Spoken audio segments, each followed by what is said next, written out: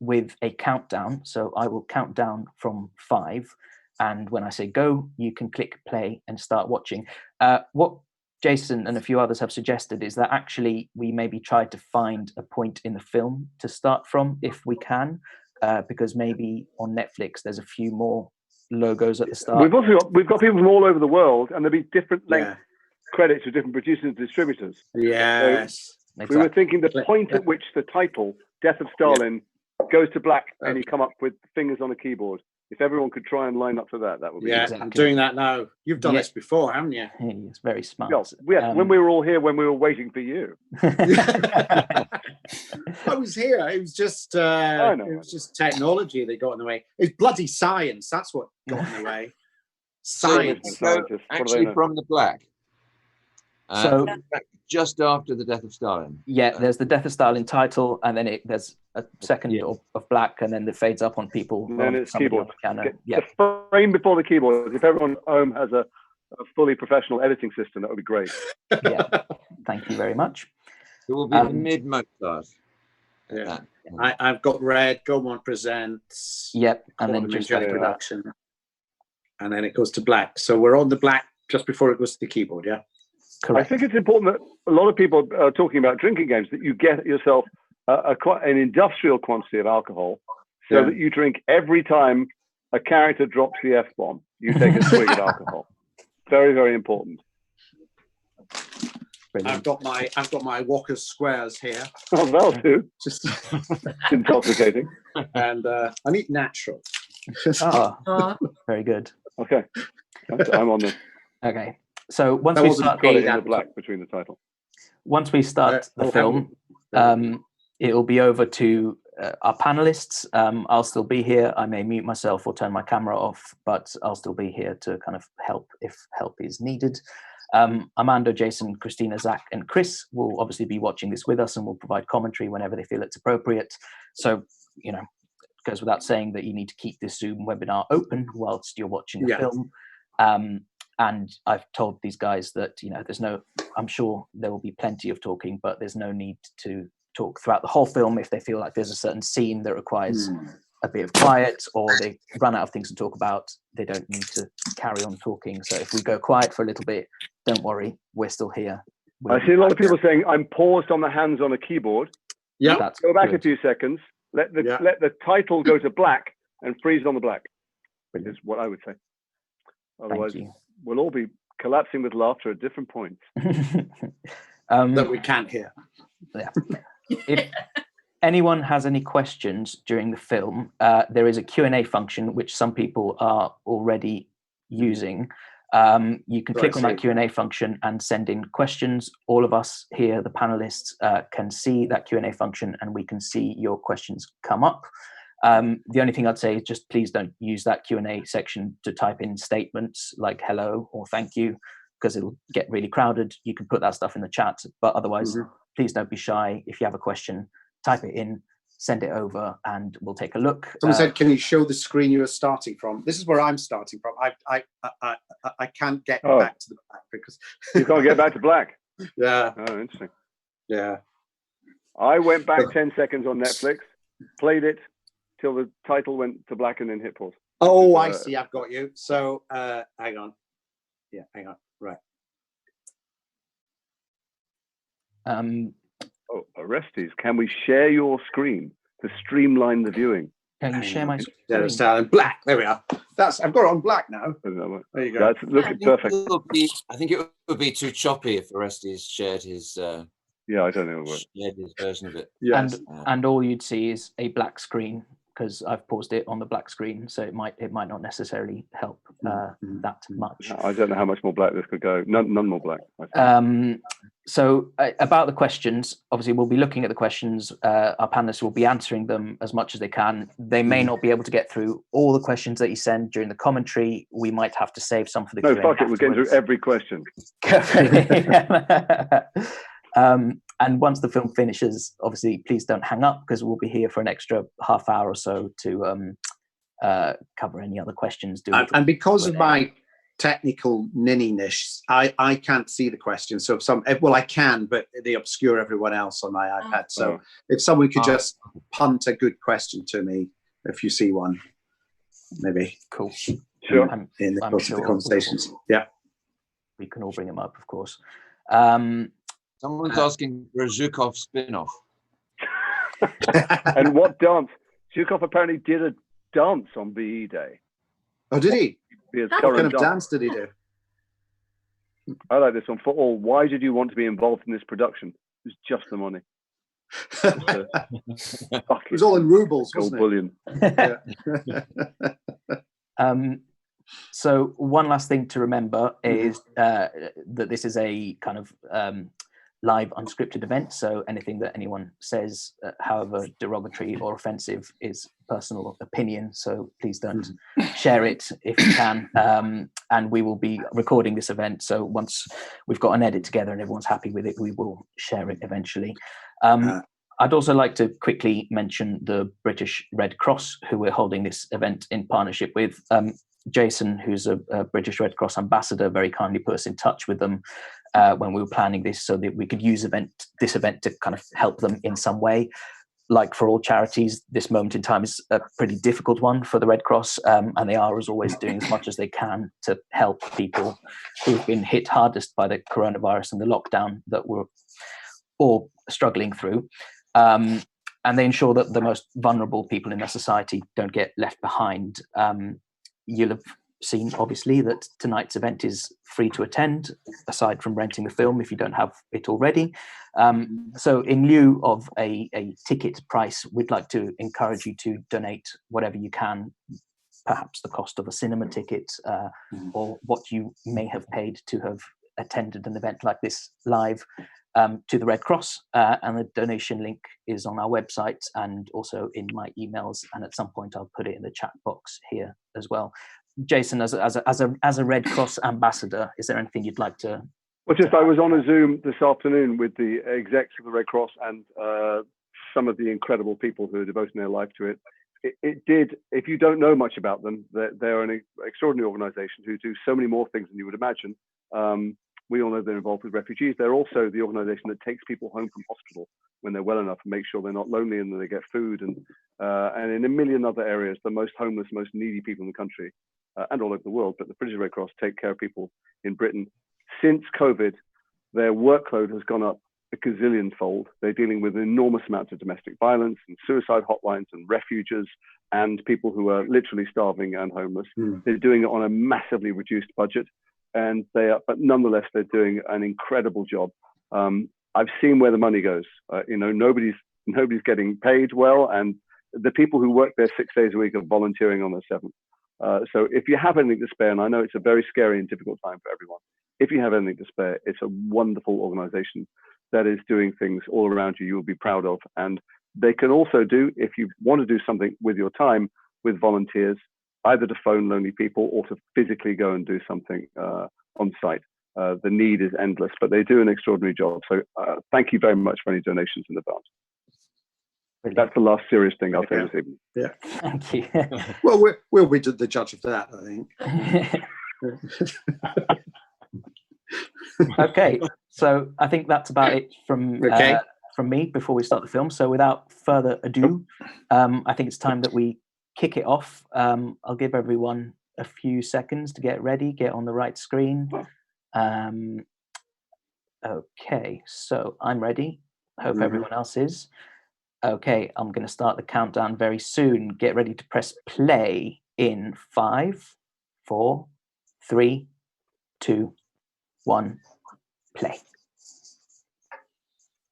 Right. Okay. We shot this on the very first day. On the very first day, do you remember, Zach? Christina? Yeah, I did. We shot the beginning and end of the movie. The first 3 days. Can she play the piano? We were in. Sorry. Can she play the piano? Yes. Olga. Oh, Olga can. Yeah. Oh, yeah. Yeah. That's Olga playing. Yeah. Wow. Except if you remember, on day one, someone decided to remove a vital piece of the piano to mute the keyboard, so it looked like she couldn't play because the keys weren't working. And they did that for sound reasons. And we had to get the poor guy out of his bed and come in with the extra bit of piano so that Olga could actually play it. That's in Shoreditch Town Hall, I believe. Yeah. Made by Christina and her team to look very much like a concert hall in Russia. And yes, so we shot the opening. So we decided to do one of the biggest scenes of the movie on day one, which is like 400 people all dressed like Muscovites in their best finery, and the opening scene. And then, if you remember, when you get to the end of the film, you see Khrushchev at a concert, which we also shot on that day as well. So we did the beginning and end of the film on the first day, and after that, it was dead easy. Nothing was. Why would you give yourself such a difficult day? The only jump in the deep end. I think it's just how it happens, isn't it? It's just when things are available, and it was such a great town hall. It felt absolutely right. Yeah.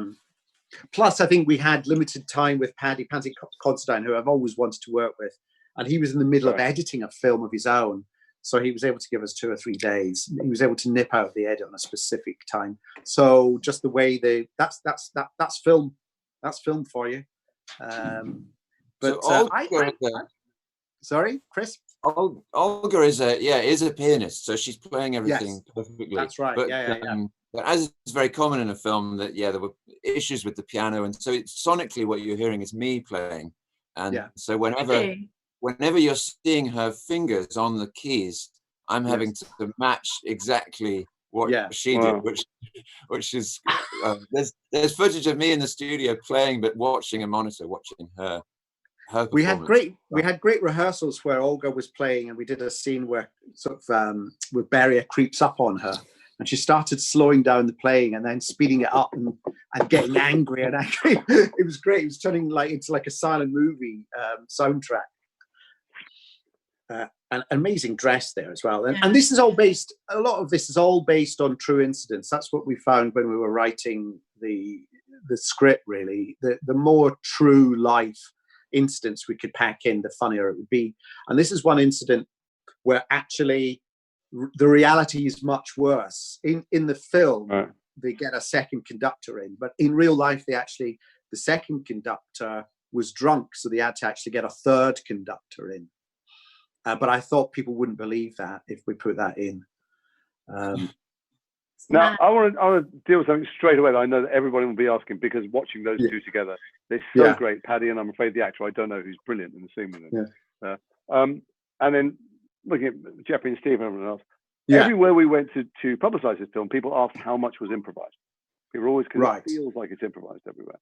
No, it's sort of. I mean, what we do is we try and make it look like the conversation is natural by, as you know, we rehearse. We meet a couple of weeks before we shoot. We just find a church hall or an old kind of rehearsal room somewhere in London, and we spend a couple of weeks mucking around with the script, so that when people go into the shoot, they're familiar with the scene and they're familiar with the rhythm of it. So if I ask them to just add a few things here or there, it's fine. And some people are much more used to that than others, and it's about just making them feel relaxed in that sort of groove. Okay, so who wasn't then? Who found it uncomfortable at first? No, I just think everyone. I mean, I tell this story at the end of every rehearsal because it always happens. Whenever after the first day of rehearsal, everyone in the cast usually comes up to me quietly and says, "I think everyone else is great. I feel I'm letting the side down." Everyone does. So, and then I have to, at the end of day one, I have to say, right, all of you have now come up to me and said, you feel you're letting. And I think because improvisation as well as rehearsing is always a kind of very exposed, no matter how many times you say, look, if it's terrible, it won't go out. You still feel that you want to give them your best. And it's all about actually just acting naturally. I'm not expecting people to come up with all sorts of new stuff. It's more just acting naturally and staying in the skin of the character, really. I love this little control room you did for us, Christina, at the back of the town hall. It was just full of all sorts of details and little posters. And you've done a program in every seat outlining the contents of the concert. We had to start off really well on the first day, didn't we? Yeah. I really love it tonally. This location just pleases me. It's just got beautiful brown, green. Yeah, this is an incident. This is the moment here where actually I just said to Paddy, okay, just start shouting anything at the, just get as rude as you like with some of them, within reason. And we just followed him around. So we didn't quite know what he was going to do or what he was going to say. And I think that just catches that kind of despair. This is based on lots of reading of Stalin, including Simon Sebag Montefiore's book on Stalin, but many others, that Stalin would he liked to drink right into the middle of the night. He didn't have enough. He didn't drink himself, but he laced everyone else because he wanted to. He didn't drink. He liked to get people drunk. Yeah. He instructed his own people to water his vodka down, but he liked to keep them up till about 3 o'clock in the morning, even though they'd been working in their ministries all day, and then show them. He wanted to show them westerns, cowboy and Indian movies, and Beria always thought it was hilarious to put a tomato in someone's pocket and squeeze it. So we thought we'd put that in. I know. And the other thing, I'll let the others go in a minute. But so did you get any resistance from Steve? Steve shaved his head, wore a fat suit. No, he went for it. Awful things up his nostrils, if I remember right. He went for it. Was there any part because he looked so unlike Khrushchev? I was wondering what the first discussions were like. Except when you look at the photos of Khrushchev at that time in the 50s, he's actually quite a lot thinner. I think he got fat on power actually when he became. But really? When you look at Khrushchev, yeah. I just wanted to show you this. This was the start of the whole process. I got sent this by our French producers, Quad, Yann and Laurent at Quad, and they had the rights to this graphic novel, The Death of Stalin by Fabien Nury. And I'd been thinking about doing a fictional dictator, a comedy about maybe a contemporary fictional dictator. But when I read it, I thought, well, it's all here. I mean, they've got the concert is here. Stalin getting the record, and her putting the note in the record, and so on. Him taking the slip out of the record and collapsing. It's all there. And I just thought, I can see how it's funny though. Does it feel like comedy? It's a bit grim. It's very dark, but it's sort of in that macabre, funny way. And obviously, with a 90-minute to 100-minute film, the dialogue also starts becoming important. So we spent a lot of time on getting the dialogue right, and then we put in additional little moments that we picked up from our research. As we went out to Moscow, we spoke to people who grew up under Stalin, and people told us, there was a scene earlier as people were being rounded up, someone putting on lots of scarves and jumpers as the NKVD were coming to take them away, and that's because they said everyone at the time didn't know if they were going to be taken away to Siberia, so you went to bed with lots of clothes on. So if you were taken out in the middle of the night, at least you had lots of clothes on. So we put that on. So this is all true. Maria Udina refused to do it originally, refused to re-record the performance until she got given lots of money, which she then donated. She was quite religious, so she donated it to the Russian church. Zach, I can't remember what we discussed on day one, and we were after a kind of we like the sort of browns and golds, and it's also like the first time I've done something that isn't lots of shaky camera, verite. I wanted it to feel slightly more composed, and it's quite classical, slightly more slightly stately, yeah. Because we still wanted a lot of the crazy camera, but we wanted to contrast it a bit with the slightly more composed and careful shots. Yes, and also as the film progresses, this stateliness starts to kind of get a little less consistent, and so by the time we're in the barn with Beria, it's a complete mess. So we wanted to start, and also that music. It's completely unhinged, isn't it? Yeah, by the end it's unhinged. So we were always working towards that moment. Plus the music, the Mozart is beautiful. It's like everyone's in their Sunday best, and it looks great. And so we sort of thought, what could possibly go wrong? That was your sort of starting point. What could possibly go wrong? Actually, we talked about that with the score too, didn't we? At the start, it's violent, but it's very sort of organized. There's a lot of sort of counterpoint. And at the end, do you think you didn't get enough people telling you how great it was, Chris, because they assumed that you were just magpieing lots of music from the time? Because it's all original, but it sounds so much like you've taken. Well, I've got people saying, I love Shostakovich. The music, oh, yes, I'm going to dig this out. I'm going to go back and listen to it. I love Shostakovich. Because I remember saying to you, Chris, it should sound like we got the Soviet Union's finest composer to score our movie. Yeah. I got very, very obsessed and very deep into Shostakovich land. Yes. Oh. Well, I think Christina and Chris, both of you, you didn't get. I mean, people assumed you were in Moscow. People assume you're in these extraordinary places. They assume you're using classical music, and it's because you do your work well enough for it to be invisible.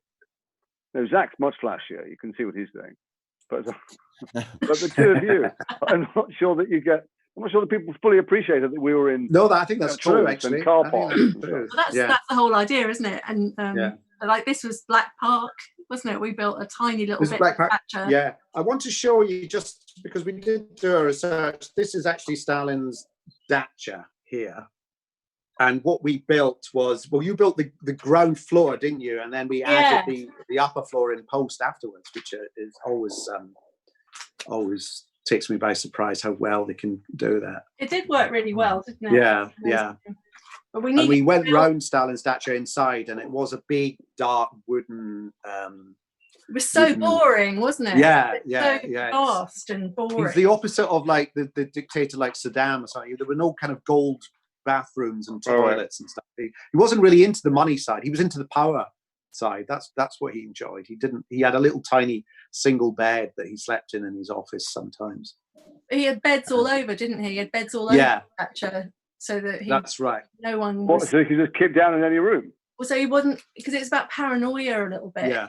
He was. He didn't want anyone to know what he was going to do at any particular point. So he had beds everywhere. There's a story of the wife of one of the guards. It was his birthday, and he gave him some slippers because she said that way you wouldn't wake up Stalin when you're moving around. Stalin heard about it and had him shot because he thought, that guy's got slippers. That means he's going to creep up on me and kill me.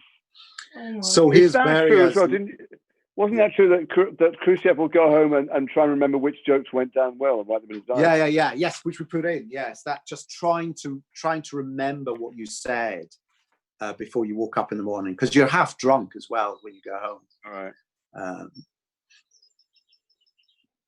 Here's a question for you. We've all been there. Yeah. Here's a question for you. With so many leaving me out of it, or if you like, but I'm looking at not Simon, looking at Paddy. Yeah. And at Tom.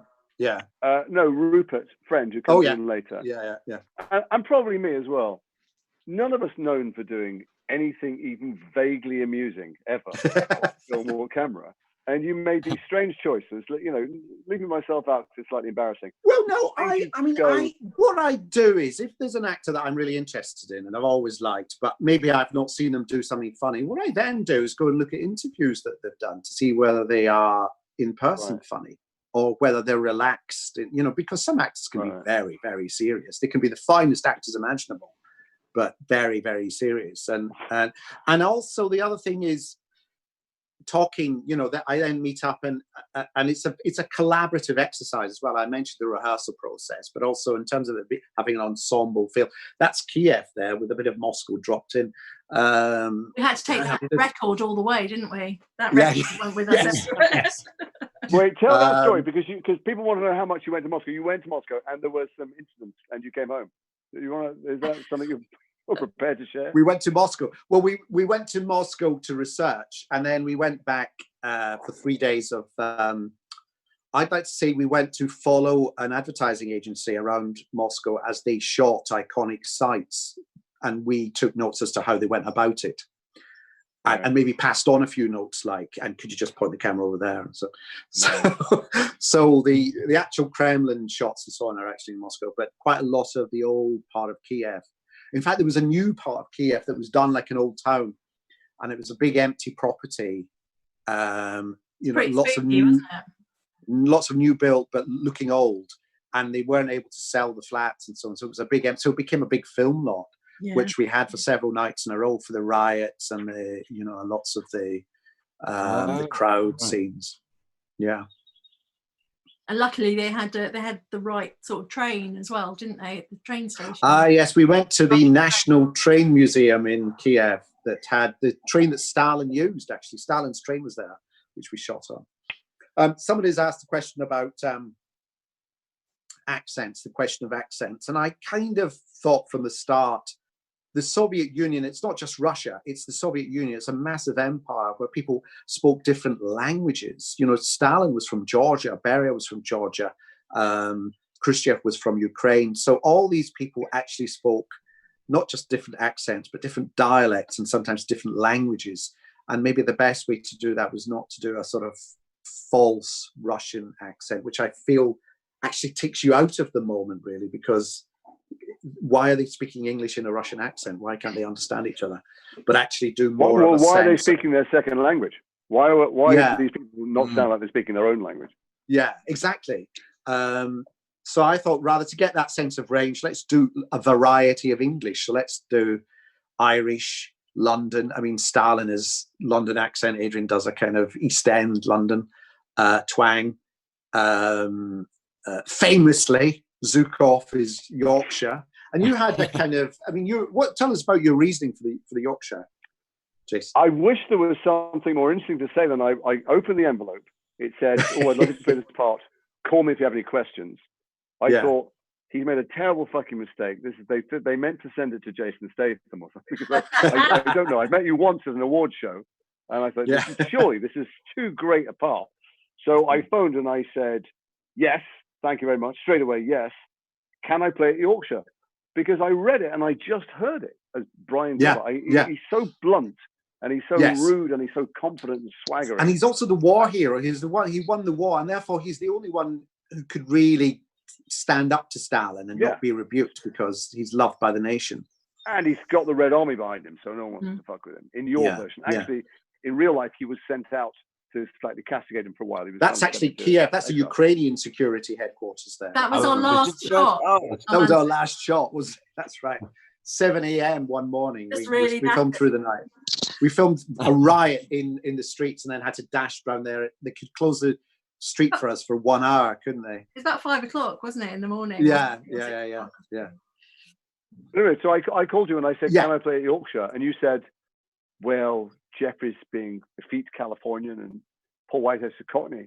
I think he might have said, is it funny? I don't know, or something like that. And I said, if you can try it. Then I said, if you had said no, I couldn't hear it any other way. What to do. I don't know what I would have done. No idea. Well, it wasn't Yorkshire hadn't been taken, so that was a good call. But I also, and just in terms of the casting, I also like to cast. So this is something I sort of felt it'd be good to cast people from different acting traditions. So obviously Beria, Simon Russell Beale is like our greatest Shakespearean stage actor. Steve, obviously a film actor, does comedy and menace at the same time. Jeffrey Tambor, a television comedy actor. You, Jason, obviously are an action all the way. But Paul Whitehouse. But then there's Paul Whitehouse and there's Michael and comedy. And of course, Michael comes from that whole Python. And I liked the idea of putting people together from different acting traditions, because these were people from different backgrounds, different status in society, all just stuck together, all just having to get on with each other. And I find that they're different ways of playing it prompt you in the end to think about Stalin and the weirdness. Like Michael Palin's demeanor is so odd, and you sort of it makes you think about how mad would you go if your wife was was accused, and then it's something about it that's very on topic. It's not just, it doesn't just work for the comedy. There is something deranged about through me. Rupert and Andrea, who I both, I don't know, they both completely surprise me every day. First of all, I thought them be funny before, and they were just on the right, perfect edge of insane. I thought. Yeah. But also bold choices to cast, because Andrew's very intense. If you met her, you also bold choices to cast, because Andrew's very intense. If you met her, you would, she's an incredible person, but she's not sitting making gags. But I liked her for her chameleon-like nature in terms of, she kind of hides herself in every role she does. If you put all her roles together, you wouldn't necessarily work out it's the same actress all the way through. So I like that. And I met, one of the things that's nice about when you release a movie is you get to meet your audience. And pre-COVID days, and touring it around Europe as well as in the UK and the US, you get to meet people who grew up under Stalin. Or I met one guy who was at the funeral. He was 14 and he was caught up in the disturbances. I met Trotsky's nephew in LA, but I met some people who said that they knew Svetlana very briefly, and she said, and they said yes, she was like that. She was slightly, you couldn't calm her down. She was, a bag of nerves and a bag of energy. The way Andrea plays her, slightly on the edge of complete insanity, but seeming rational. Yeah, reminded me of Julie Hegarty. You know the actress I'm talking about? Oh yes, yeah. And you can see when she turns up, you can see the others desperately looking at each other to know, what do we do now? Because Andrea and I had talked about her not having any marks, and so she would each take just do something different, just fly off somewhere, and we gave her a list of things to say, but they were in no particular order, so she just had to kind of scatter them out, and it was left to the rest of them around her to try and agree with her, and because that's what they were all doing. They were all fighting for the role of the protector of Stalin's daughter. Yeah. So this happened, didn't it? I was shocked by everything. This happened. He lay dying in his own pit for days. And Beria said, let's not call a doctor. Stalin was about to round up quite a lot of the doctors. I just wanted to show you this photo of Malenkov here. Hang on. Can you see it? Oh, lighting. How do we do that? Come right up, maybe. I know. Oh, there we go. Oh, yeah. There you go. That's it. Wow. I quite like that. Yes, so they waited for a long time before calling out a doctor. No one instantly called a doctor. They felt they had to get the committee, the presidium together and decide collectively. Because, and it was really the terror Stalin imposed is what in the end killed him. They were too terrified of making the wrong decision. Because if he survived and he heard that someone had decided against something, then they would be shot. And that's why one of my favorite scenes is the big committee meeting scene, which comes later. Every decision had to be unanimous, because if you were the one person who voted against, you'd be taken out and shot. So everyone is eyeing everyone else up to make sure they're going to vote the right way. Well, I'm sure everyone's at a different moment. I just was on the bit where Beria went behind to give them a cuddle. Yeah. Couldn't quite fit. Love that. We did also miss. We missed the most talked about shot of the whole film, Armando, which is the man with log. Oh yes. Upstairs. Yes. As Beria walks through the underground, which I think was it Fulham Town Hall. Fulham Town Hall. Basement. The torture chambers in Fulham Town Hall. A man tied to a log is rolling down the stairs. And again, that's based on just reading that's the sort of torture techniques that Beria would use. You did a very interesting thing, I think, in the sense that Beria was a monster a million times worse than you showed him. You showed him to be monstrous, and there's death and destruction and murder, but it's all just slightly out of focus or off the edge of the screen and peripheral, because Beria used to go and gather lots of young children, preteen girls, and have them all kneel naked in a circle and pick one out, called it the petal game, because they would kneel and they would look like a flower from above, and rape them to death, I think, didn't they? Or rape them. Well, or just rape them themselves and then call their parents up in the morning to collect them and present them with some flowers, and the parents had to take the flowers, which meant they were in agreement, and if they refused the flowers, they would get shot. You indicate that, but if you too much of it, would have repulsed the audience. I want this. I didn't want it to be too in your face, so a lot of it is about I mean, in the editing process, it's about getting the balance between the funny and the real, and the funny and the real, and the dark and the funny, and making sure one doesn't topple over the other. So all the comedy happens indoors, and all the reality happens to the people outdoors. We're not going to make fun of what happened to them. We're going to shoot that for real. But inside is the grotesque, the fact that these idiots here and gangsters, really, the decisions they make actually have an impact on hundreds of thousands, if not millions of people outdoors. As we're witnessing today in the middle of our epidemic. Well, so that's the other question that comes. Oh, actually, I was going to say about this. I'm watching them move the body. I don't know what stage I'm at. Yeah. And that was something. This one of the pieces, because I wasn't at rehearsals. The dynamics of all that. We rehearsed the dynamics. Yeah, this is one of the pieces that you evolved. So that was we spent a day there because we knew we wanted to end up with Paul Whitehouse under Stalin's piss-sodden trousers. So we worked out who went where. Yeah. And I think one of the things, Chris, we wanted to do with the music was not actually point out the comedy, play it straight, play it as if this film was going to be presented to Stalin, and therefore there wasn't going to be any kind of anything taking the mickey or anything, Yeah, that's right. And there was a tempo that was helpful. There's a sort of uneasy tempo that seemed to be helping. But you never you either just sort of barrel through as though the comedy weren't happening, or you stop when something funny happens. Yeah, it's the same thing with the sets as well. We really tried to make them as sort of atmospheric as possible. Yes, and it's real. And to your credit, people would ask me after screenings, whereabouts in Moscow did you film this? And I'd say London. Because we did go to all the places and try and as much as possible get the look. Yeah, I mean, I think this place, Stalin's statue, had the most. Yeah, Battersea Park. Battersea Park. Love it. But this place had the most doom-laden atmosphere, didn't it? It was really horrible. Was it an old? But if you made the decor slightly nicer than it actually was. Yeah, I think it was very cold. It felt a bit, yes, and Beria did this. Svetlana and Khrushchev in their memoirs talked about Beria wanting to check he was dead and going right up to him and poking him and telling him, I'll take over now. So this is all again based on, oh, hello, what's this? I've got the kill lists.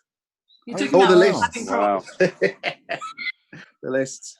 Oh, yeah. I fell in love with the folders. Yes. A very uncanny font that you had there that sort of makes Cyrillic, but in English. Realize, I can read this. Here's Carl and his dog. You can read it. That's just amazing. No, this is Battersea, isn't it? This is Battersea Park. Yes. With a few Stalin statues. Let me ask you something stupid and behind the scenes. So Simon is a genius actor I've known since we were both students together, and he's done the lead in every single play at the Royal Shakespeare Company, the National. But was it difficult to have a film finance that had him as the lead actor? Was that any kind of? No, I don't think we had any problems whatsoever, really. And also, it's. I mean, but also it's an amazing cast, and I having Steve as Khrushchev, I think was key. My son is in that car. I'll point him out to you later. No, I think I explained how I wanted to do it. As I said, people with a range of backgrounds, and I mean Dermot's a fantastic TV and stage actor. Yeah. It's just getting films financed is a difficult thing. But also, this is a credit to Zach and Christina and the whole crew. It wasn't a hugely expensive film, as you probably noticed, Jason, in terms of your paychecks. I'm still waiting for it. Yes, I mean, it wasn't like it wasn't like a massive blockbuster. There wasn't lots and lots of CGI and action shots and so on. I mean, we tried to keep the effects down, tried to keep them as subtle and as minimal as possible. We knew we had to build Stalin's statue. We knew we had to, turn bits of Kiev into Moscow and so on. But fundamentally, we tried to keep it as focused. And it wasn't a long shoot.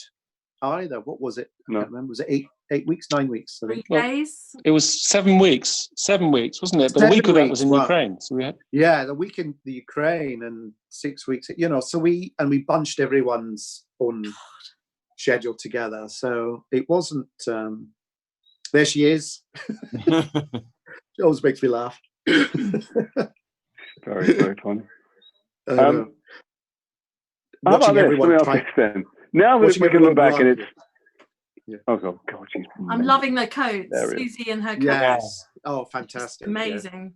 Yeah. I had a queue here at one point. It's interesting the places where there is a lot of movement, but the music didn't add anything, and then places where, if there's vans trundling from the distance, and you kind of the music is doing to bring them close to. So just watch it. If everyone's running and doing this, you actually don't really need it. Just watch everyone else try to kind of keep up with like where Svetlana's going and looking at each other. I don't know. Just looking at each other. What do we do now? It's appropriate hair and makeup one. I've forgotten how great the wigs and hair are, how much they studied. Yeah, and I remember Andrea saying she wanted to be snotty. She wanted to be like she'd been really crying, so there was like lots of snot in her nose and stuff. Paul is great. I think he's a fantastic actor, and he's really menacing and kind of slightly sinister there. Yeah. No, this is based. We added this. This wasn't in the book, but we found this out that Vasily, Stalin's son, drunk, lost the Air Force hockey team, the National Air Force hockey team, in an ice storm. He insisted that they all fly to Hungary together. The plane went down. So he had to kind of quickly cobble together a new team out of his friends before his dad found out. I think I've got a photo of the real Vasily here somewhere. This is Alexandra Palace. Yes, Ali Pali. Yeah, I've watched this scene hundreds of times, and then I suddenly realised. Yeah. Because we did and there's bits. Oh, can you see that? Oh. Come closer. Oh yeah. Yeah. There she is. Svetlana. There's Svetlana. Wow, that's great. I only just noticed that. Yeah.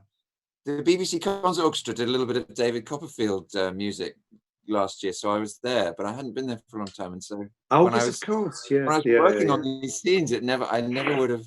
It's amazing.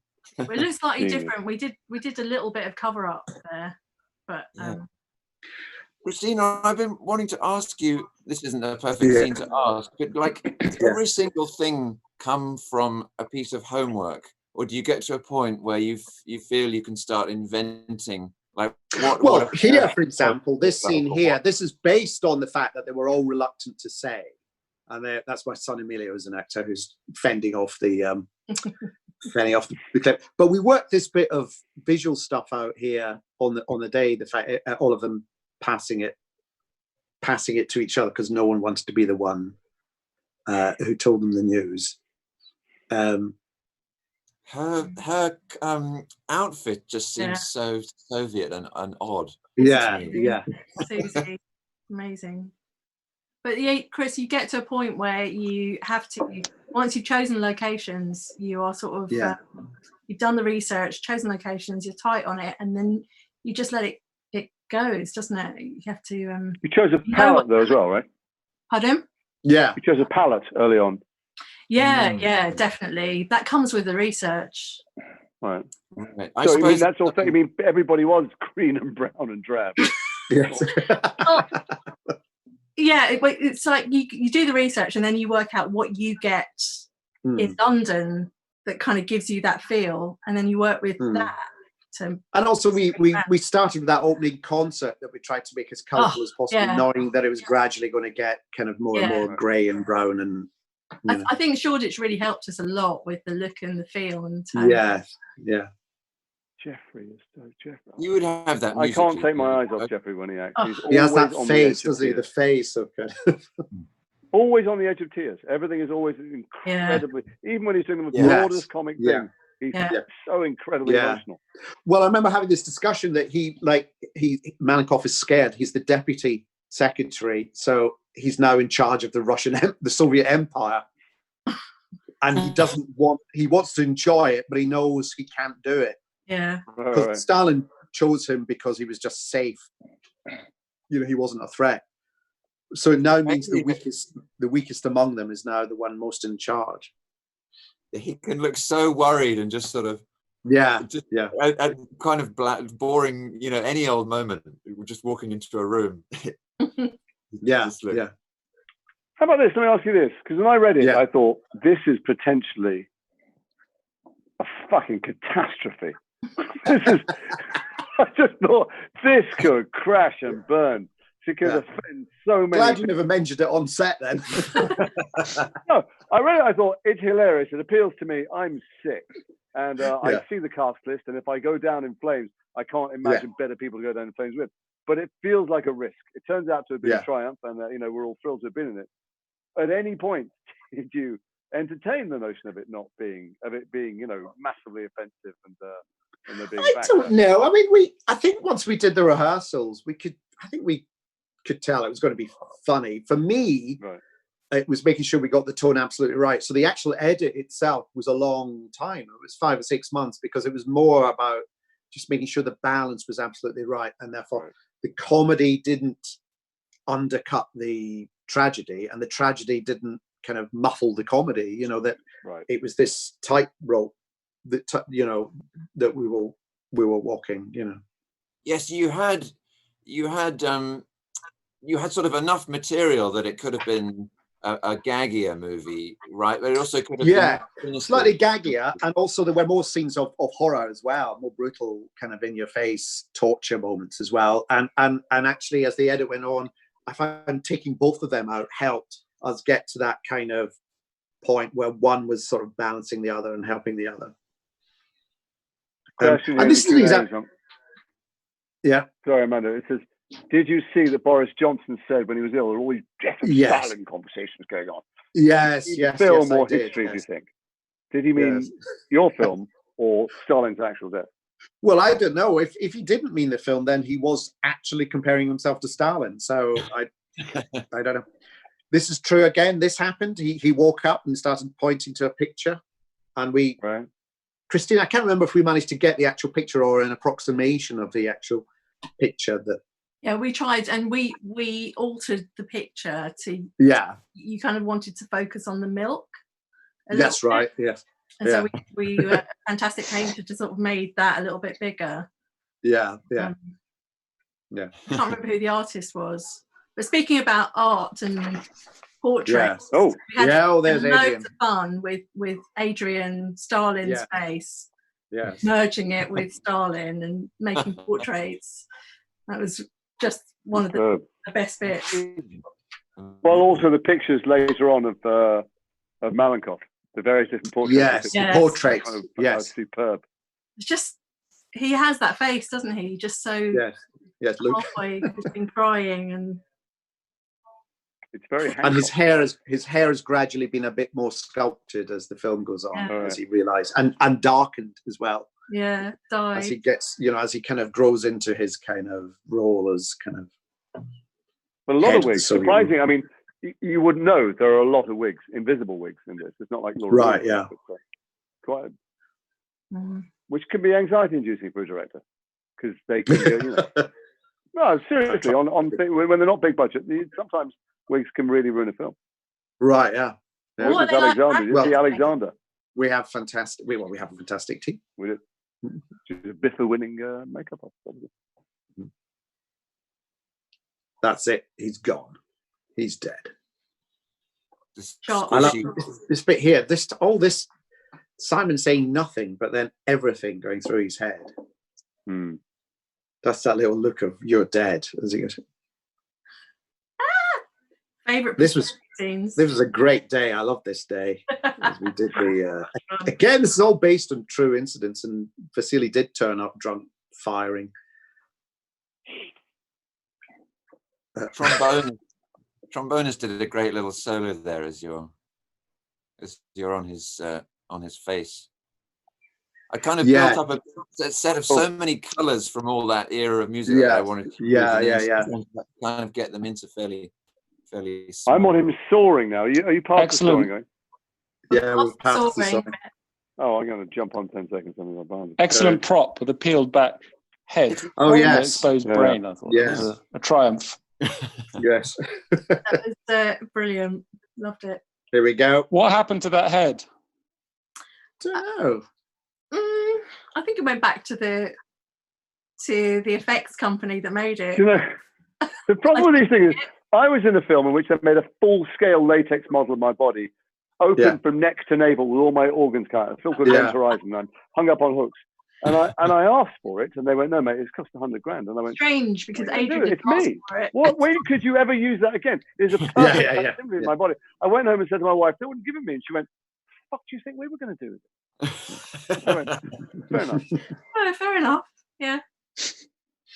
Now, here's an example of something. Why do I want two of you? Here's an example of something that develops in the shoot. We knew that Vasily was going to calm down and then go for the gun again, and then he started making all these strange noises as he gripped. So we just thought we would have the idea of, why don't they just keep grappling with each other for a long time? And everyone has seen this before, so they're not going to kind of comment on it. They're just going to go, "Here we go again. We just got to get through this." And I think this is the only take we did of this, because we were running out of time. It was just a kind of an idea at the end of the day. Why don't we do one where? And it becomes one of the funniest bits of the just this, and the noises he's making as well as he's doing it. Now that's Richard Brake. Is that right? Richard Brake, who. Yes, who we had as you see, there's the little girl, that I thought less is more with all that kind of side of various, you know. It was wise. But Richard Brake, who you saw there, who's the guy who tries to keep Vasily under control. My other son Marcello was on set for the day and realized that Richard actually plays the head of in Game of Thrones, what they called the white warriors, that's him, that guy. Oh no! And so the main dude. So Richard, to his credit, just spent the day answering questions about Game of Thrones to Marcello. Oh, fantastic! This is a sort of it's a mad world kind of scene. Sorry, go on. We overshot that day, and those cars were all supposed to be in an exhibition on that day. They're all museum cars, and we only had a certain amount of time. I think we didn't get everything done. So that always reminds me of the fact that we didn't answer the phones. Oh, really? So what happened? Was the exhibition just shut for the day? I don't know, we had to express them down or something like that, but they're all... Did they not break down? When I've worked with old cars many times before, and they break down, and then there's nothing you can do. Well, only the 80-year-old guy can start it again. They are pristine. They were... Yeah, what I remember from that was just the smell of petrol, the old fumes that coming out of the things. Incredible cars. So again, this is based on, as soon as Stalin's body was taken out, they went and they just gutted the dacha. They just wanted to almost like remove any, and I don't know what happened to these people. We wanted to leave it, you hear some gunshots, you see other people being moved away. Would this have been an order from him before he had left in place, or this? Say that again. Sorry, Chris. Would this have been an order from him that he had established sometime before? I think this is a Beria thing. A kind of, once Stalin's gone, I want him gone. Because these are Beria's people moving in. This is the NKVD rather than the army. I also like the fact that the lookalikes, they done. It was like when Margaret Thatcher was out, and that was Steve Nowell, that lovely actor with Margaret Thatcher all the time. Done. Yeah, and they just stripped it better. That was the scene music-wise where you kind of trying to not make it sound like film music. So you sometimes do need to sculpt and get out of the way of lines, but mostly you want to sound like I don't really know how to do film music, and just sort of going through the scene without really commenting on anything in particular. Well, I like that. I don't like film music that sounds like film music. Where when it's so telling you what's about to happen before it happens, and then so it's telling you what to feel. Yeah.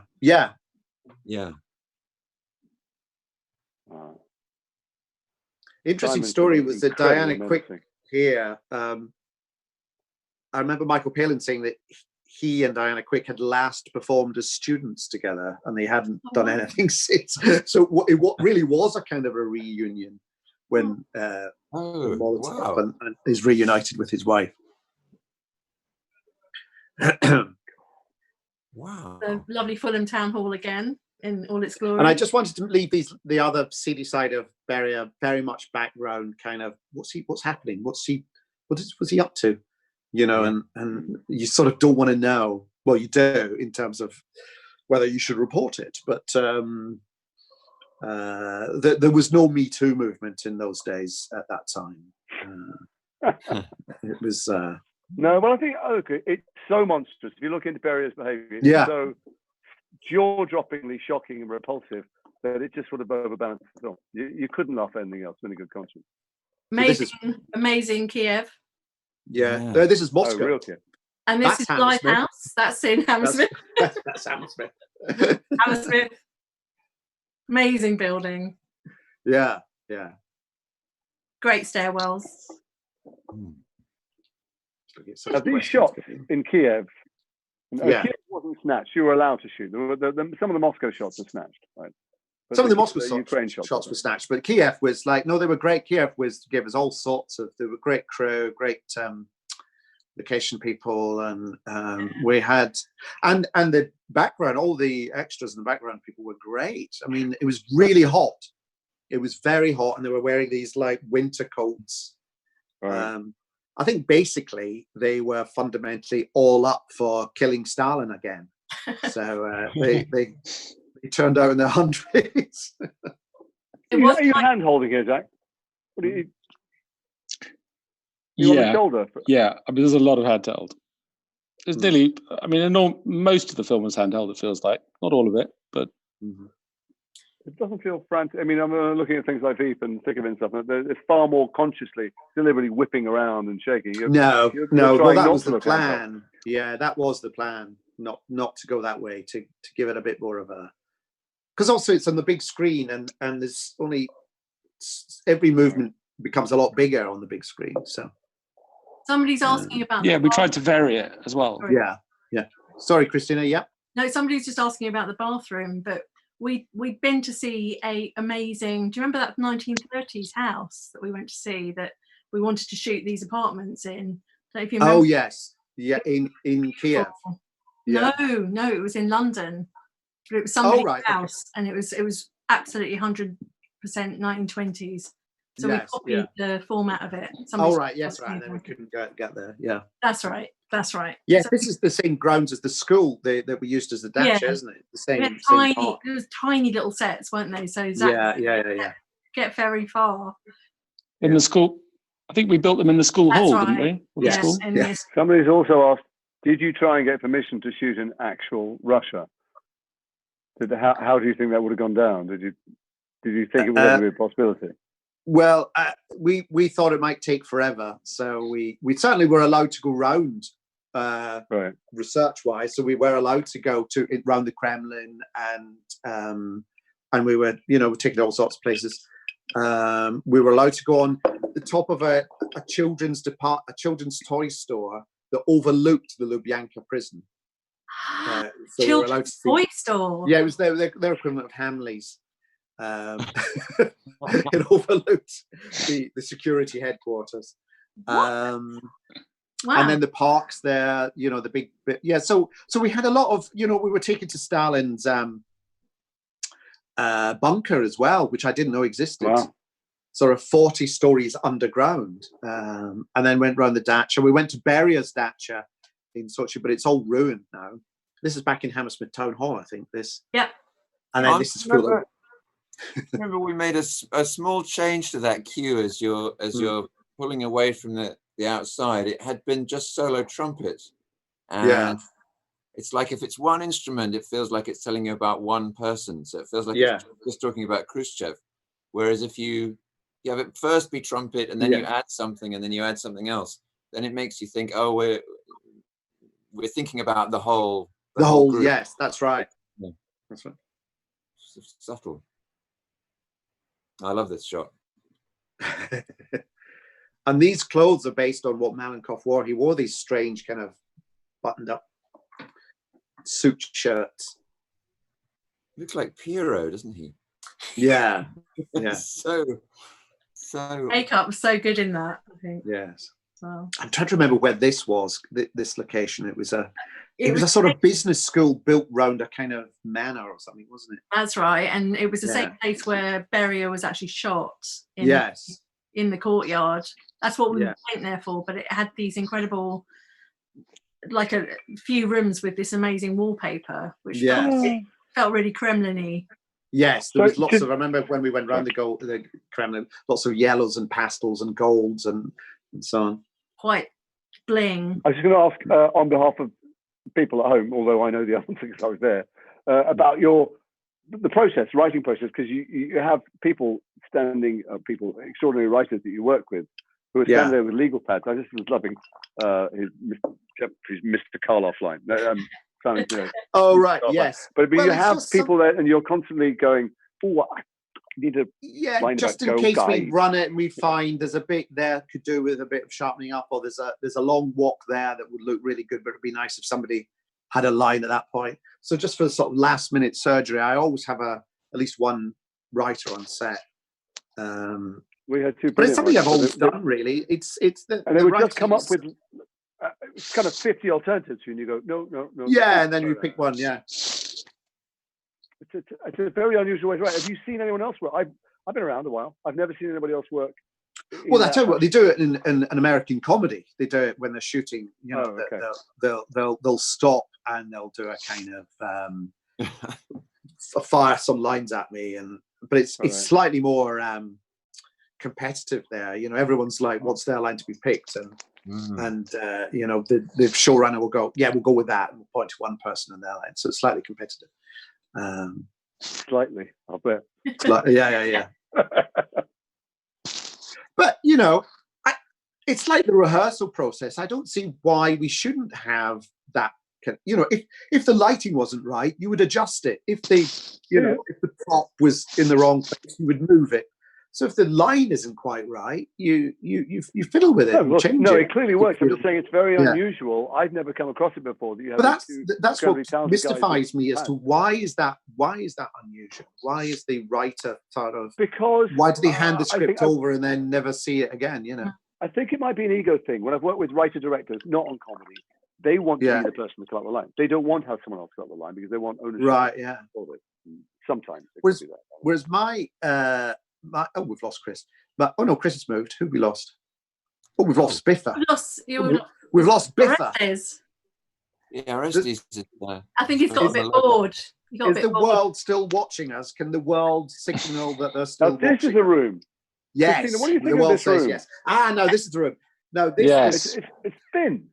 It's very thin. Grand. It's a strange room. What was your thinking? The corridor.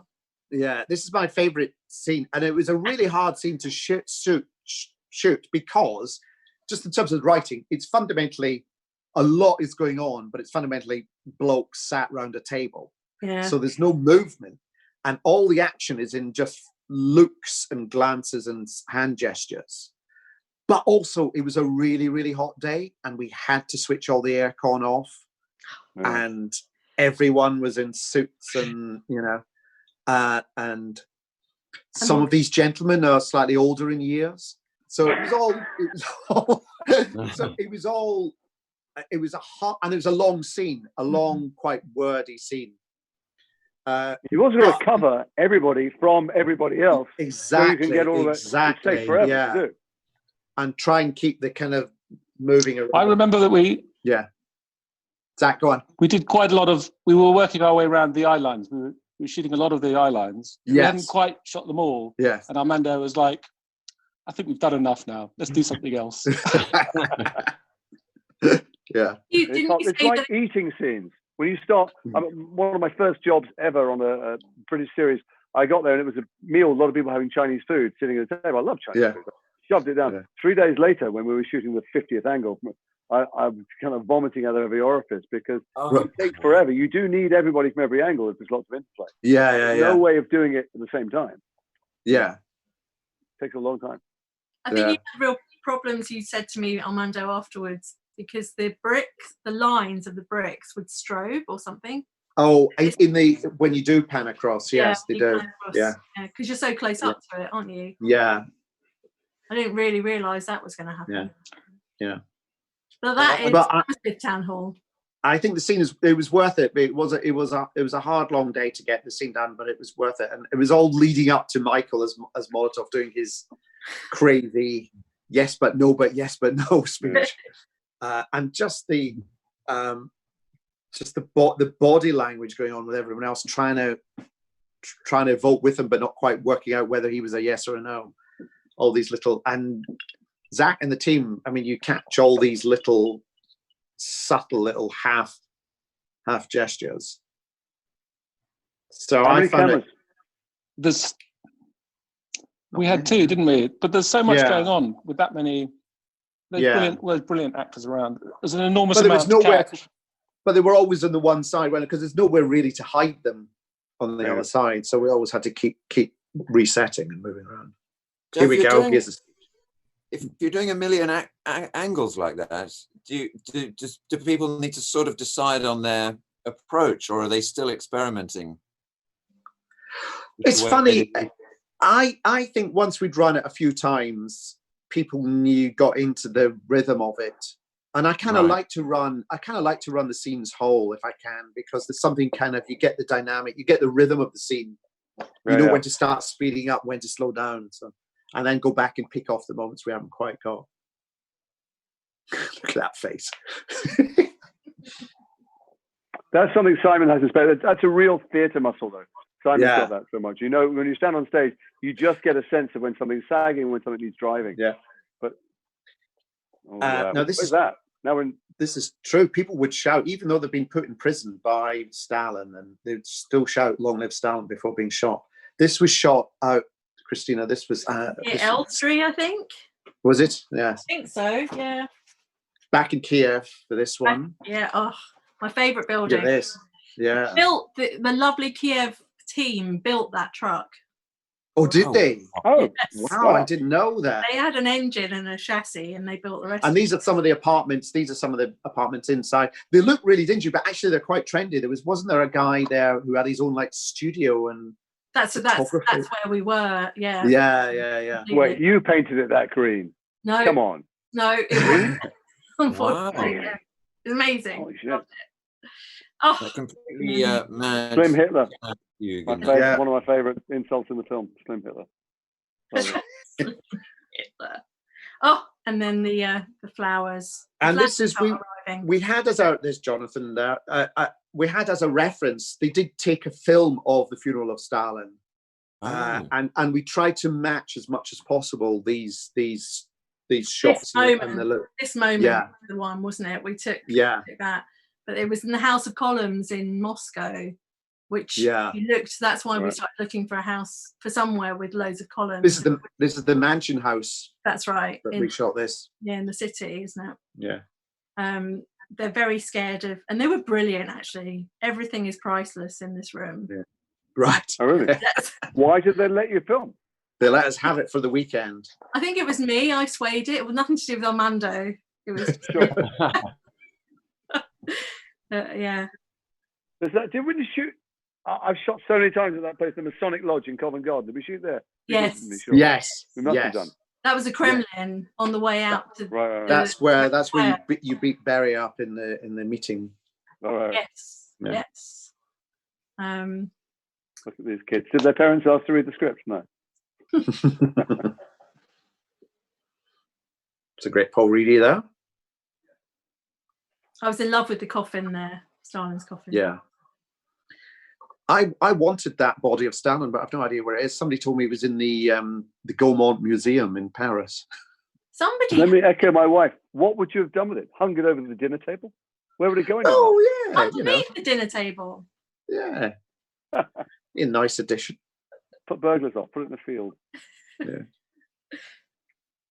Wanted to bring back a little bit of piano here, didn't we? Just to to remind, because it's been a while since we've seen her. Is Zukov? Oh. There we go. Do you know how many people ask about this entrance shot? You just winged it. It was when you saw the medals. You went, yeah. I don't think you planned it, did you? You just went, doing no, I mean, we wait for it. And here we go. It was only when we went into slow motion we realized how funny it was. But again, this is one of those things where life is actually more absurd than reality, because people keep asking about those medals, don't they? And I've got a photo of Zhukov somewhere. Where are we? I was slightly intimidated by Andrea, who had done such an immense research on Svetlana and read books and books and books, watched documentaries.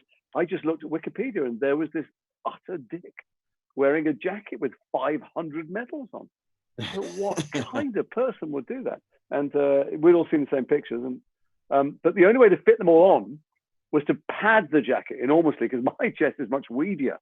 So you only fit half of it. So they padded the jacket, which point my arms looked like noodles. So we padded the arms as well. And I put this Mr. Incredible top on, and suddenly there was a whole character. This is where I got really excited, because the Larry Sanders Show is one of my all-time favorite shows, and so obviously Jeffrey is famous for Hank.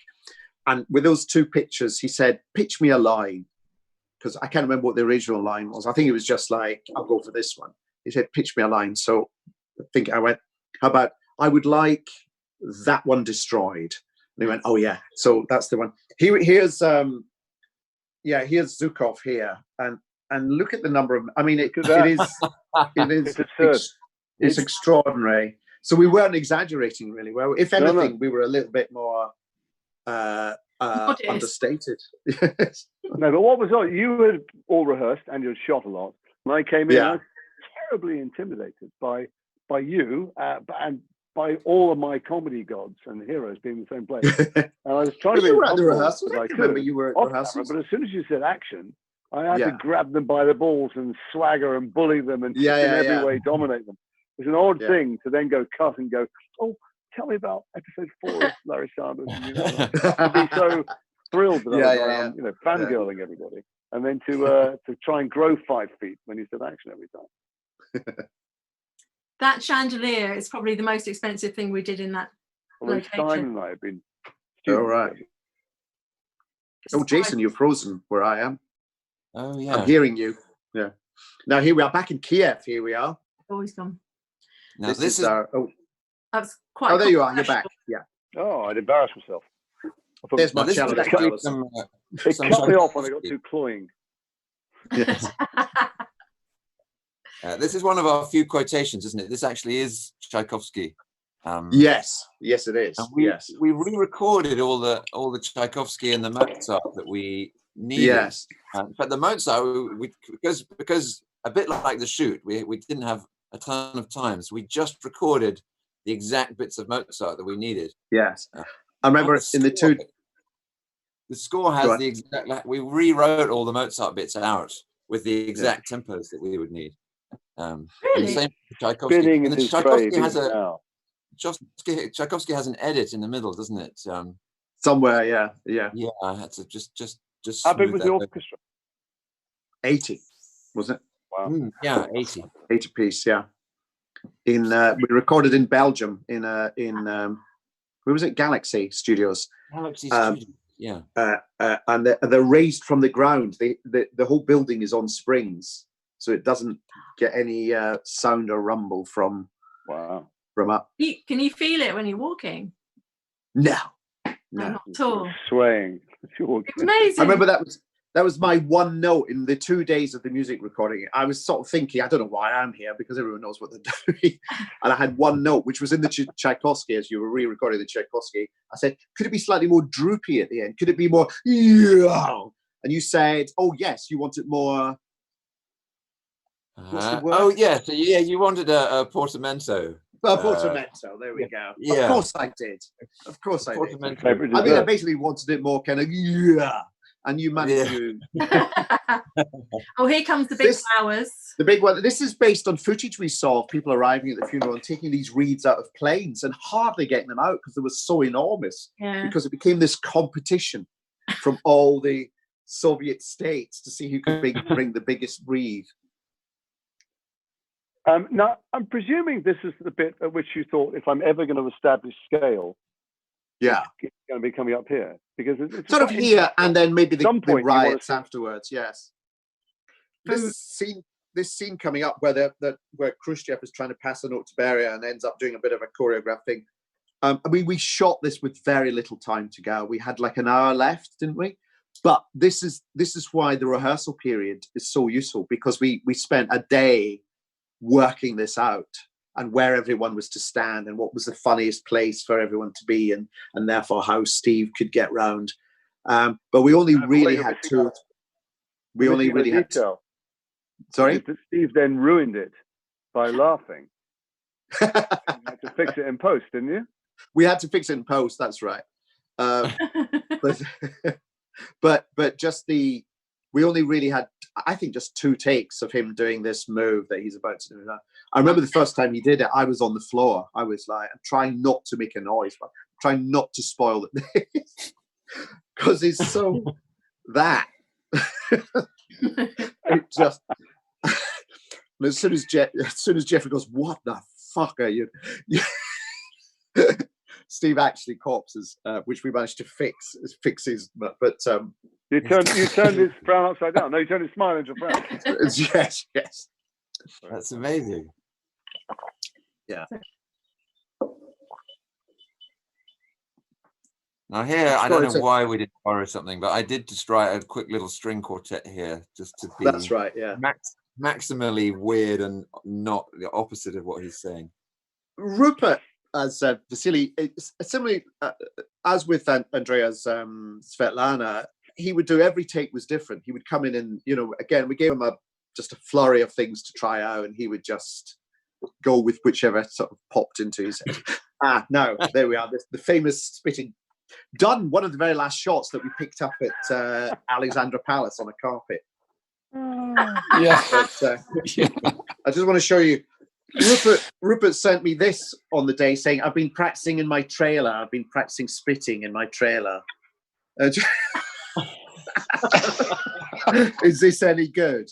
And it was perfect. That it landed on his head. It was perfect. Yes. There you go. What do you remember of this moment then, Jason? Hello? Jason, are you with us? Stark, I think he's frozen. Oh, he's frozen. Oh, no. I love that moment. It's a sort of a reminder that there's no stopping anything, really. No. Things are just not under control in any way. Yeah. And Jason is back. Jason is connected. That's all right. What happened? Russell's hacking me. I missed you talking about Rupert spitting on his own face. Yeah. It's one of the great glorious things of all time. Yeah. That you still have on your phone, presumably. Oh, I've shown it. I've shown it to the masses. Yeah. Yeah. I've got 2 Jasons. Yeah, well, 2. The embarrassment of riches. It is, absolutely. I don't know why.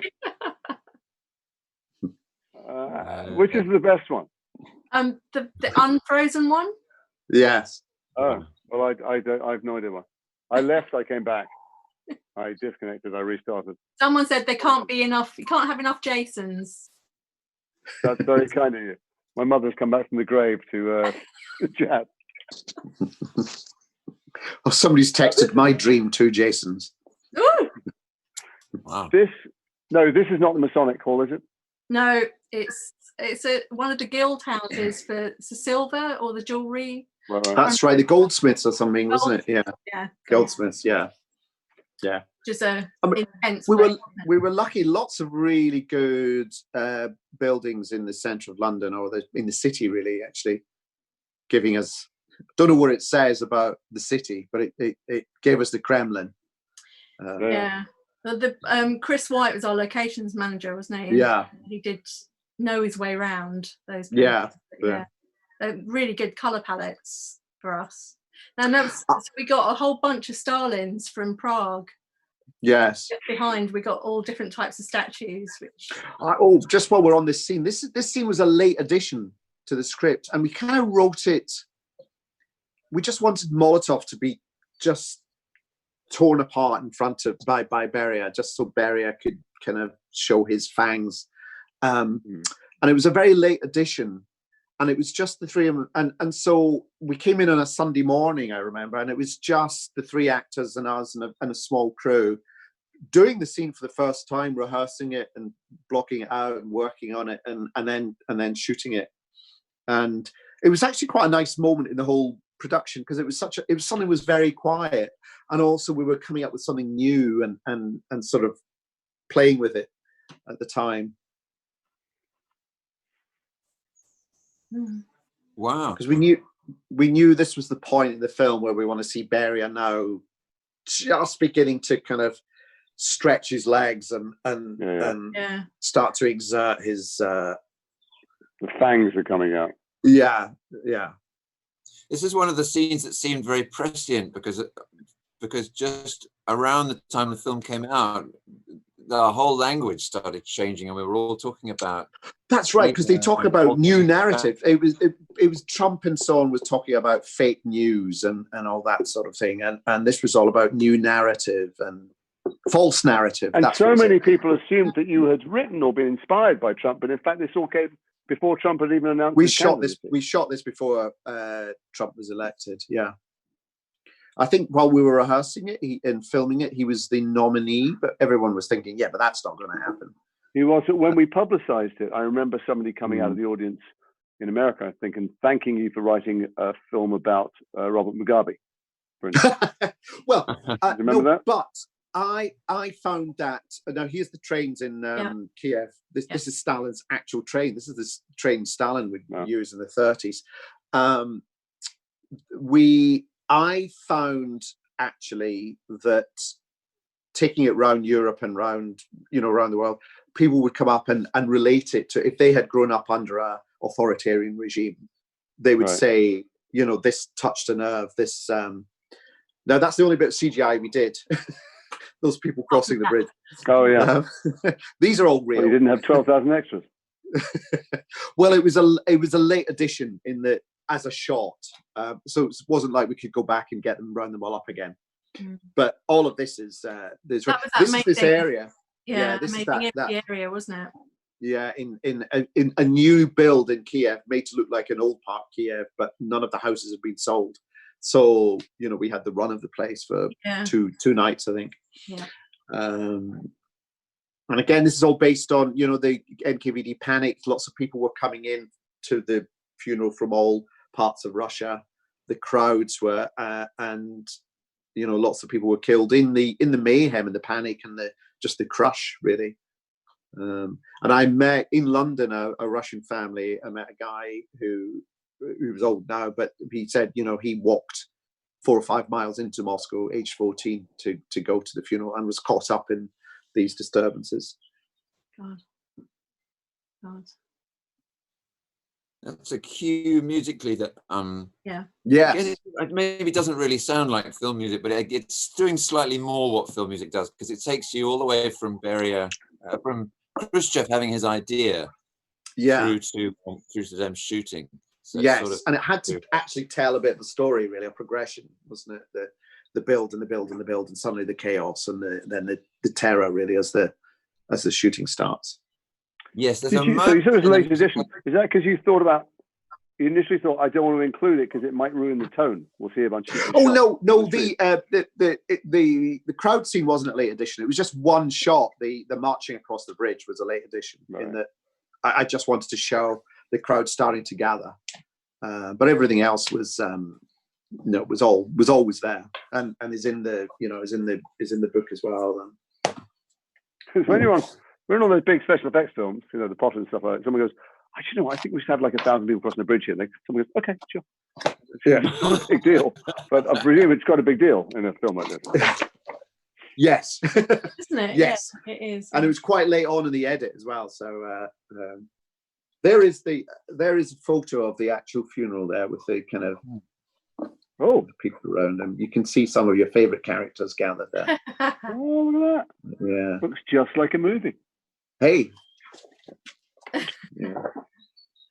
But yeah, I mean that was from my point of view. That's in the script. That was the high point. Yes, that was our biggest, and that was all shot out in Kiev as well. So it was our biggest number, and it was the thing we shot last. So we worked through the night on the crowd scenes, And then as dawn broke, we had an hour to run round and do that shot from the little girl being let out of the prison. These were the best days. These were the most fantastic days to shoot because we were all there. And we're all hanging out. All White House in between has a guitar, is a human karaoke machine. Everybody's singing, everybody's taking the piss out of each other. It's enormously good fun. The hardest thing about filming was trying not to laugh and working out who to sit next to at lunch. There was just great days. We all shared one great big green room, and they were endlessly patient. You know, this scene here, I remember you saying to me that I'm going to kiss him. I'm going to kiss him. Just the look on his face. Who doesn't? Now, so it's a big laugh, and it's in the trailer. And you very kindly, when we went round and people asked about improvisation, would always go, "Oh, there's that bit, and Jason made this up." I don't think I could have made this up. I think you did. I think you did. I want to take the credit. No, I think there's the kiss and there's the balls. Yeah. I actually felt his balls. It wasn't a comfortable moment for either of us. No. But yeah, I've been thinking about that because at numbers of Q&As, you go, "Oh, well, there is this bit Jason improvised." And I looked at the script the other day to go, I don't think I did. I love you for giving me the credit for the big laugh. I must go back and look at I don't know what the scene would be if I hadn't done that. I very rarely read scripts. Once we start shooting, I kind of very rarely, because I think I've got it in my head, really. And that was me playing again. Yes. That one was really tricky. You look good in that dress. Yes.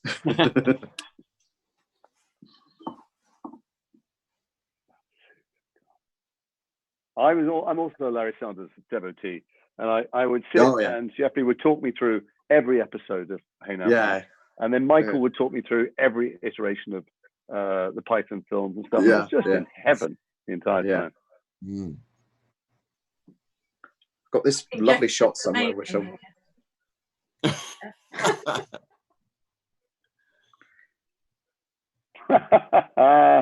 That's such a great pirouette. That's Paul. Paul, the vicar from this country. Right. For Paul Chahidi. He's fab. I want to try and dig out a fantastic photo of, I think it was Michael, Jeffrey, and Simon's last day. And they're all sitting on these chairs. And it did look like the Yalta meeting between Stalin, Churchill, and Roosevelt. I'll dig it out. Talk among yourselves just now while I try and dig this out on my phone.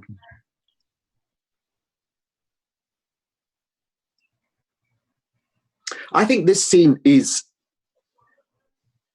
sort of it's one of the scenes that I'm familiar doing in the thick of it and so on, where it's like, you know, the shit has gone down and they're all panicking, but here it has to end with this thing from Beria where he has to sort of slightly lose his cool, really, and forget to cover up his tracks and actually expose himself as this sort of monster who's going to, but slightly panicking monster as well. Yeah. But this is where Simon's got the chops, having played all of the great Shakespearean, tragedian leads. He just is able to go big. When he needs to go big, he's not frightened of doing it truthfully, but enormously.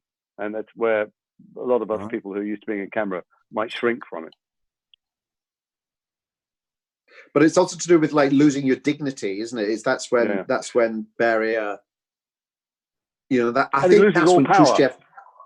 That's when Khrushchev, I think, realizes, he has got an Achilles heel. Really, it's actually his fear of what might happen if he's not in control. Right, I'm going to see if I can find this. Sorry, I hate it when people spend all their time looking at their phone, but that's exactly what I'm doing now, just to try and get this. At least it's not one-to-one. You're with someone, they go, "Oh, you're going to love this. You're going to love this." Sorry. I know. And then there's a pause where life stops for 10 minutes. There's no music in this section of the film, but it sort of had a big impact on me. When they give the word and they start setting up to trap him, and it's da dum dum dum da dum. It's sort of I had this feeling that it's kind of like a hunt at that point, sort of like a fox hunt or something. Like at this point, we should be feeling slightly savage and wanting to get him. And also, it's slightly Godfather look about this. The kind of meeting up, and you know, we're going to do a hit. Yeah. Oh, since I've got all you HODs here in one place, let's go around. Chris, what was the most difficult thing about working with Armando? What did you disagree with most that you still think he should have listened to you on? Arm is very good on music. It's great working with Armando. We just nerd out. Nauseating. Anybody else? I'm going to show you this photo here of. Oh wow! I don't know. I'm trying to get this. Yeah, no, stop there. Just go a bit further forward. Maybe there's a ghost. Yeah. Steve, ghost. Someone looks like they're being erased from the. Yeah. I know. In a Stalin-esque move. Yeah. Their features have gone. Yeah. Where was that? Which location was that, Armando? That was outside the dacha on their last night. So that's Michael, Steve, and Jeffrey on their last nights. Trying to get it. No, that's good. Bloody lighting. Bloody Zach. Oh, there we go. Oh, Michael, really good. Never mind. I can see and that. we had a dog in here. Never worked with children and animals. We did both, but we had a real live dog in there with his trainer in the front seat trying to make him bark. And it was like, and did he? Continuity, the edit was like impossible because of continuity, but we managed to get there. So that was an exterior in Kiev, and an exterior in somewhere near Elstree. Yeah. Oh wow. Oh, I'm going to, before I forget, when the film came out in America, IFC gave us these Russian dolls. The greatest sound. Great sound. Chris. Luke, there he is. with the medals. Sample that. Special effects. Yeah. Screaming. There's like a lobster screaming in there. Yay! It's just fantastic. Brilliant. Doing this over this scene. This is such a kind of horrible. Yeah. Is this true? Any of this true? Was this true about? Well, it's in the graphic novel that she asks for someone, an old, and the person she mentioned, Stalin did get rid of him. He was like trouble. I think he was an actor, and he disapproved. So Stalin had to kind of taken away. You know, I mean, the things Svetlana had to put up with. I mean, she had such a kind of. After this, she did have to leave Russia, and she ended up in Stevenage briefly, and America, and she got involved in a cult in America, who took all her money and. Wow. I think she died. She died not that long ago, but in America. Wow. I think she saw the film one night, and that was it for her. Well, when the film came out in Russia, there were all these protests from Zhukov's family and from Khrushchev's family, and you know, it was all. I thought it was Zhukov's daughter that got the film banned because maybe some like people were watching it. It was due to be released.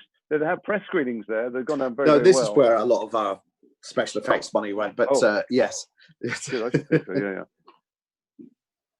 So someone's saying Svetlana married an American. She has a daughter. Yeah.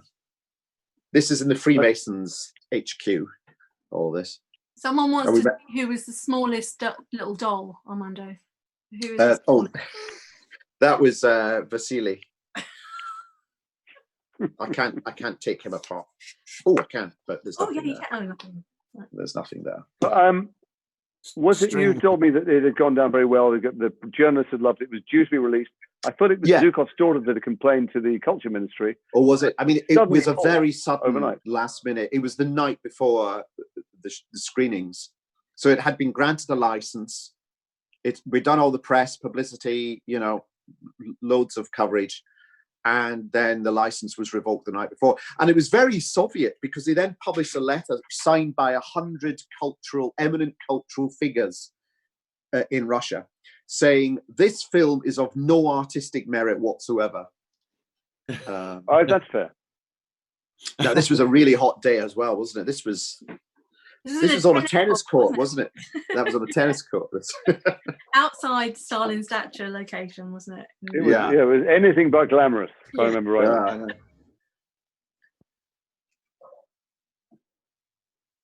There was one screening ever in Moscow, said someone here. It's fabulous, this one. I love that we managed to. I love that we managed to get it looking. So I just wanted to show you. Here we go.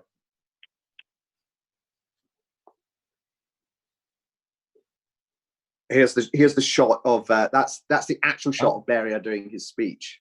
Wow! Yeah. Al Capone. Yeah. And we remembered when we watched the footage. We watched them. There were a whole line of these guys in big hats doing this because they're trying to keep warm, so they're stamping their feet. Right. So for the wide shots, we got everyone to kind of sway. These toilets are a thing, aren't they? Well, I remember where there we are. That's the shot I showed you. I remember, and again, this is all true. This is all based on what they actually did. Was they set up? They put a button. They taped a button under a table that was connected to a red light, and that's when Zhukov and his men, once they got the red light, they were going to go in. But we were looking for the location quite hard where this was happening. You walked into those loos and just went, when I saw those loos, I thought, this is it. I want to spend a day in here. And then you remembered you were making a film. So. And then we shot in them as well. Yeah. I love them. Yeah. Rupert's speech is so I know. great. Yeah. Oh dear. This is the Freemasons, I Yes. think. Yes. Yeah. Enormous coats.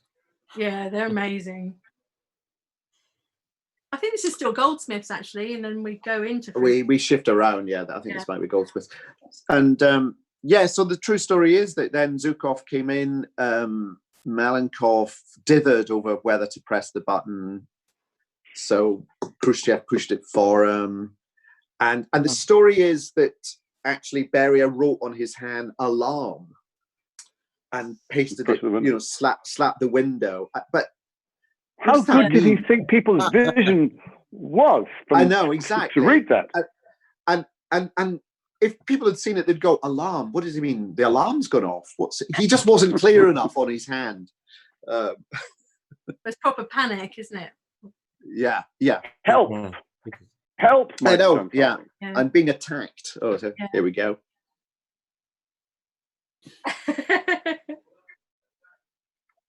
Very hard to keep his guns under the coat, if I remember rightly. For the sake of narrative, we had all this happen during the funeral. In reality, I think it happened about 4 or 5 months later. But the circumstances of the actual meeting, we've tried to get as close to reality as possible. I think this was the Freemasons, incredible rooms. I remember Jeffrey saying, because he had other lines in this scene, and I remember him saying, I'm just going to say nothing. Once it comes to I'm just going to say nothing. Because this idea of this guy who's been destroyed, he's drowning, he doesn't know what to do. Events are just taking over. He's just paralyzed with fear. And so it suddenly becomes this kind of still in the center of the chaos. That's Kiev. That's Kiev again, yeah.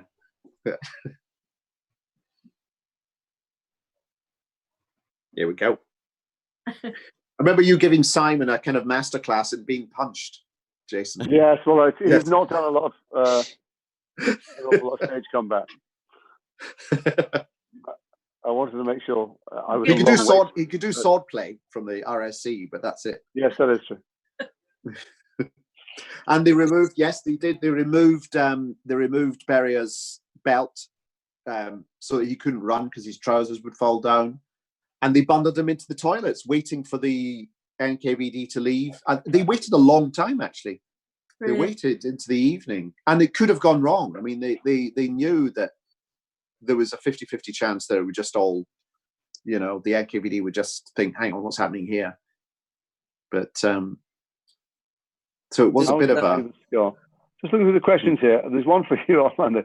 Did you find any lingering affection or respect for Stalin when you talked to all the Soviets?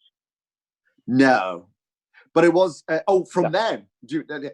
Yes, I mean what they said was, I actually asking young people what are they taught about Stalin in school, and they said we're taught. Some people say he was a monster and was responsible for the death of millions. Other people say he industrialized the country and won the Second World War. You decide. So it's very much left in the air. But he is certainly all around. I mean, one of the hotels we stayed at had a portrait of communist leaders up, including Stalin.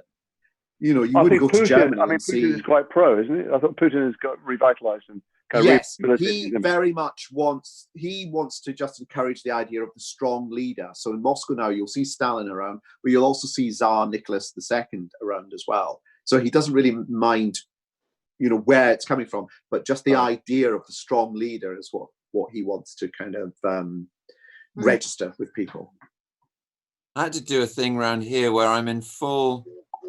Somebody's brushing her teeth. Action mode. Yeah, that's right. Who's that? Hi. Hi, welcome back. We can hear you brushing your teeth. And aren't they shiny and white? No, they're carrying on with their teeth. Wow. Right. Oops. Nope, they've gone. Wow. I bet you that was Putin hacking us, I think. I think that's what's going on. So at this stage, just going back to the film, if we can.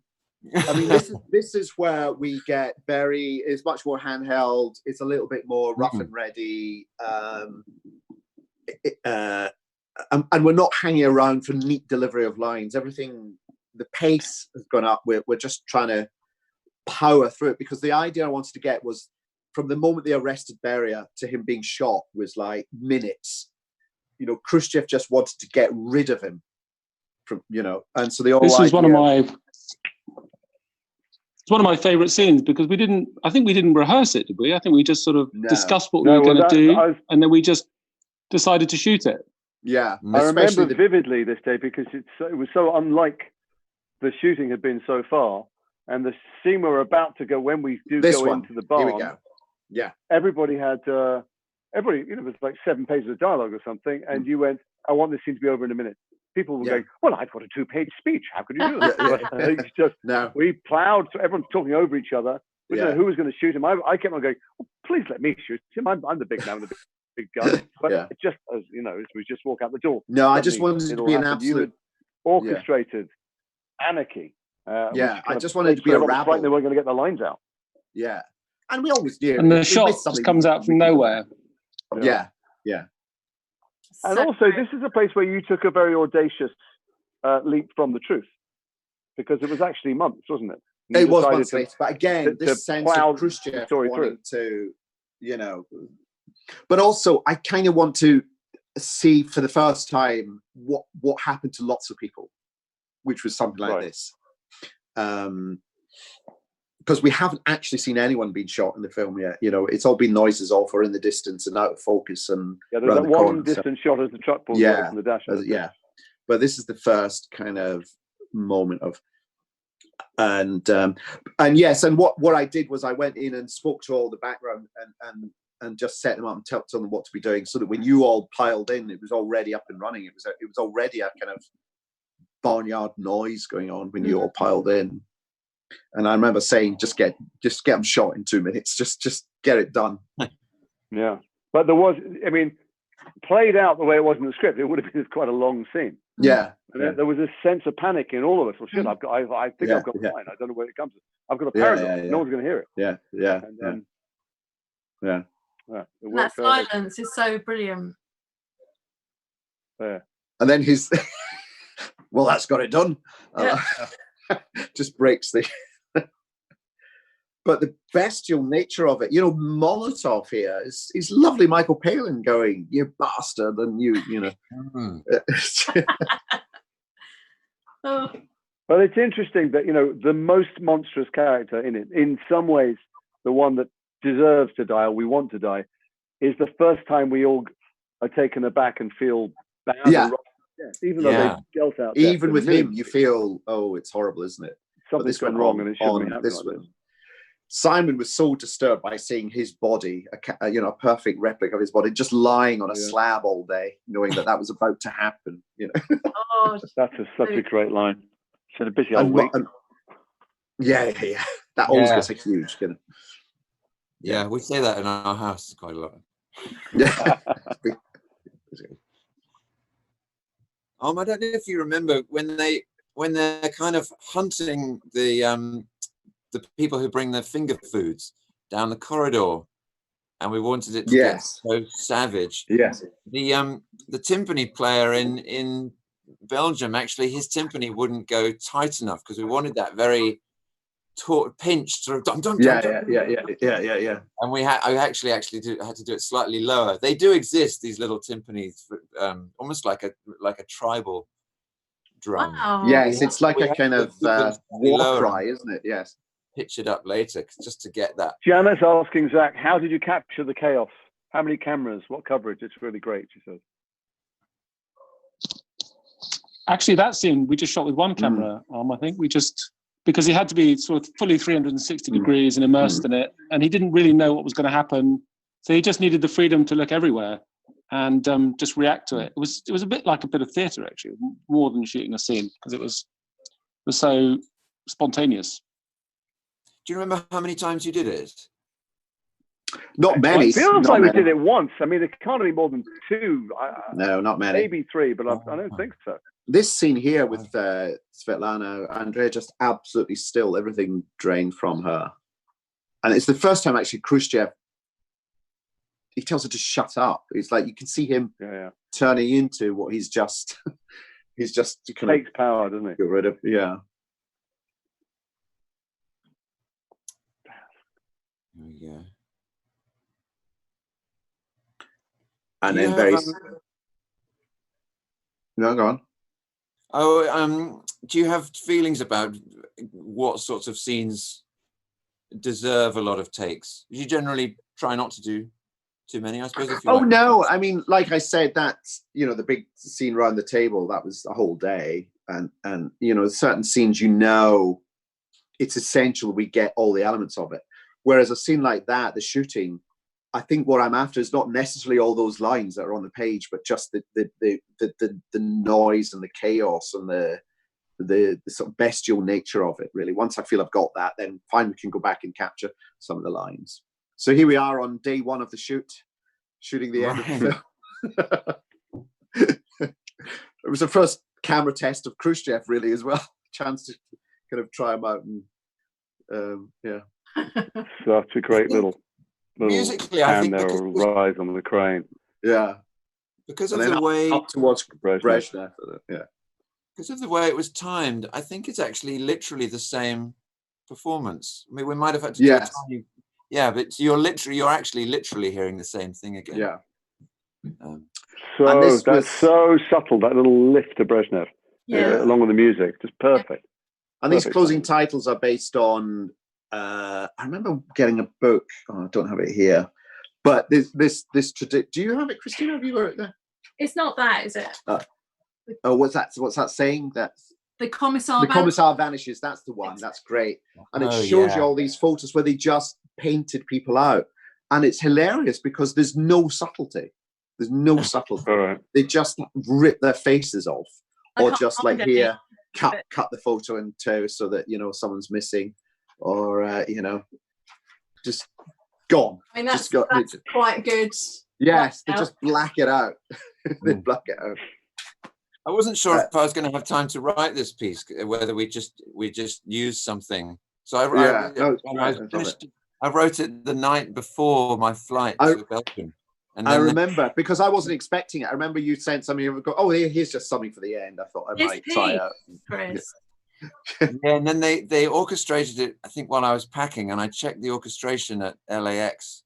Gave my notes on the plane or at LAX or something. So last minute. Wow. But like you were saying about homework, by the end of that, I was bored of having scores everywhere, and I was just in that mindset by then. I wasn't endlessly obsessing over bits of Weinberg and stuff. So it's really fun actually to be like, okay, I've got one night. I can write 2 more minutes of this kind of stuff. Chris, let me ask you something. So I was reading the credits, and the fabulous Pete Lambert cut it, who's a friend of mine. And has cut Copperfield as well, and my friends Mamma Mia and Best Exotic Hotel and stuff. Were there times he cut your music? Was he allowed to trim and play around with your music? How did that work? Your relationship with the editor? Yes, there's a back and forth between me and Arm and Pete that I found actually really really valuable, because they'll do some interesting, quite bold things with something I've done, and then I can take it and do almost the same, you know, not exactly the same, but almost the same. And also remember, because you're very helpfully sending us not just the music but the different instrumentation separately, so that we can play around. If we suddenly decide actually that bit there could do with just the strings at that point to signal that, so we did a little kind of slight remix of some of the pieces as you were still coming up with the original ideas, and send them back saying, Ed, does this help, you know, and then you'd score it with that as well. Yeah, so it's a kind of conversation going on. Really, it could lead you into all sorts of difficult blind alleys, but I don't think there's ever been a time that you and Pete have sent something back when it hasn't actually, you know, the like, if there's a cut that actually makes harmonic sense, or it's normally right. Well, I think on a musical beat, and I'll stuff credit like Pete that. with that, because I think he musically he's more. I can't read music or play, so but he can. So I think he knew what he was doing. And it's the odd time when he actually changed something in a very minor way because of the performance we were getting, particularly on David Copperfield. We would do a very old-fashioned thing of turning the click track off. The click track is a metronome in everyone's ear that makes the film, the orchestra, be in time with the film. But sometimes when you want it to be very lush and classical, which sometimes we wanted that sort of English romanticism, it works really well to switch the click track off and just to in an old-fashioned way, and it's up to the conductor to go with the flow, really. But sometimes we weren't quite making it. But Pete would be there and would say, "Look, just get it the way you want it, and I'll go back and I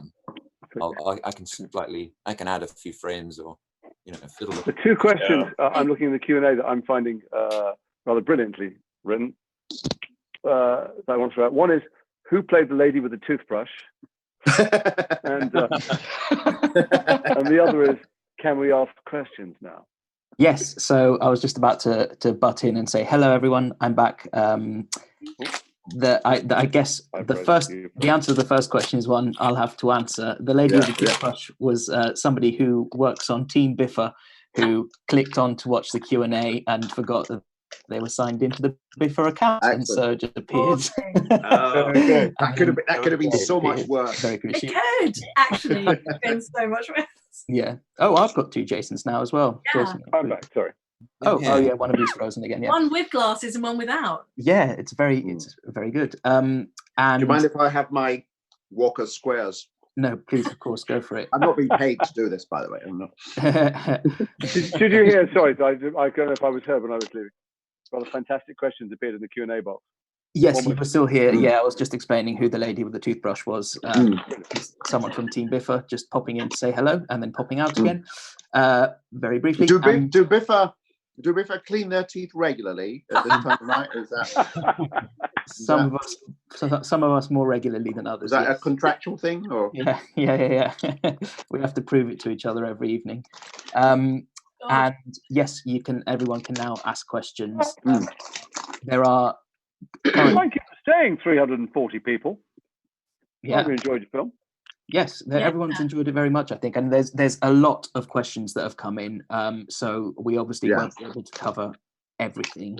I've kind of kept a note of what are some of my favorites, and I will ask them now. But as I said earlier, if any of you are keeping tabs on the Q&A and have seen something that you're interested in answering. Well, somebody's asked me, do you plan to release a blooper reel? I don't think so, but there is that take where Steve has to say, I'd like to fuck Grace Kelly. And his first take was, I'd like to fuck Gene Kelly.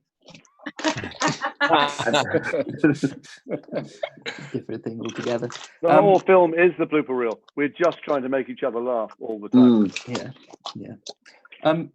A lot of people asked about Zhukov's scar and how did he get that scar? Did he have a scar in real life? Was that something you decided? What the backstory is that I'd get onto the makeup trailer in the morning and I'd go, can I have a scarf, please? Because he's very tough. I don't think he did have a scar. I just fancied him looking like a war hero and someone had been through a bunch of wars. And was either agreed or didn't notice. I don't know. Which one was it? No, I rather liked it, but that was that stage. The whole production was dangerously out of control by that stage. Brilliant. And another quick question for Jason. What did you love about Zhukov? What's your favorite aspect about Zhukov? And were there any scenes that were your favorite to shoot? Well, the thing that I loved is that once I'm going to say action, I was the only person that wasn't shitting myself. All of the characters are terrified all the time. Even Simon, when when he's confident and running things, there's always an undercurrent of fear. And I was fearless as Zhukov because I knew I had the army behind me.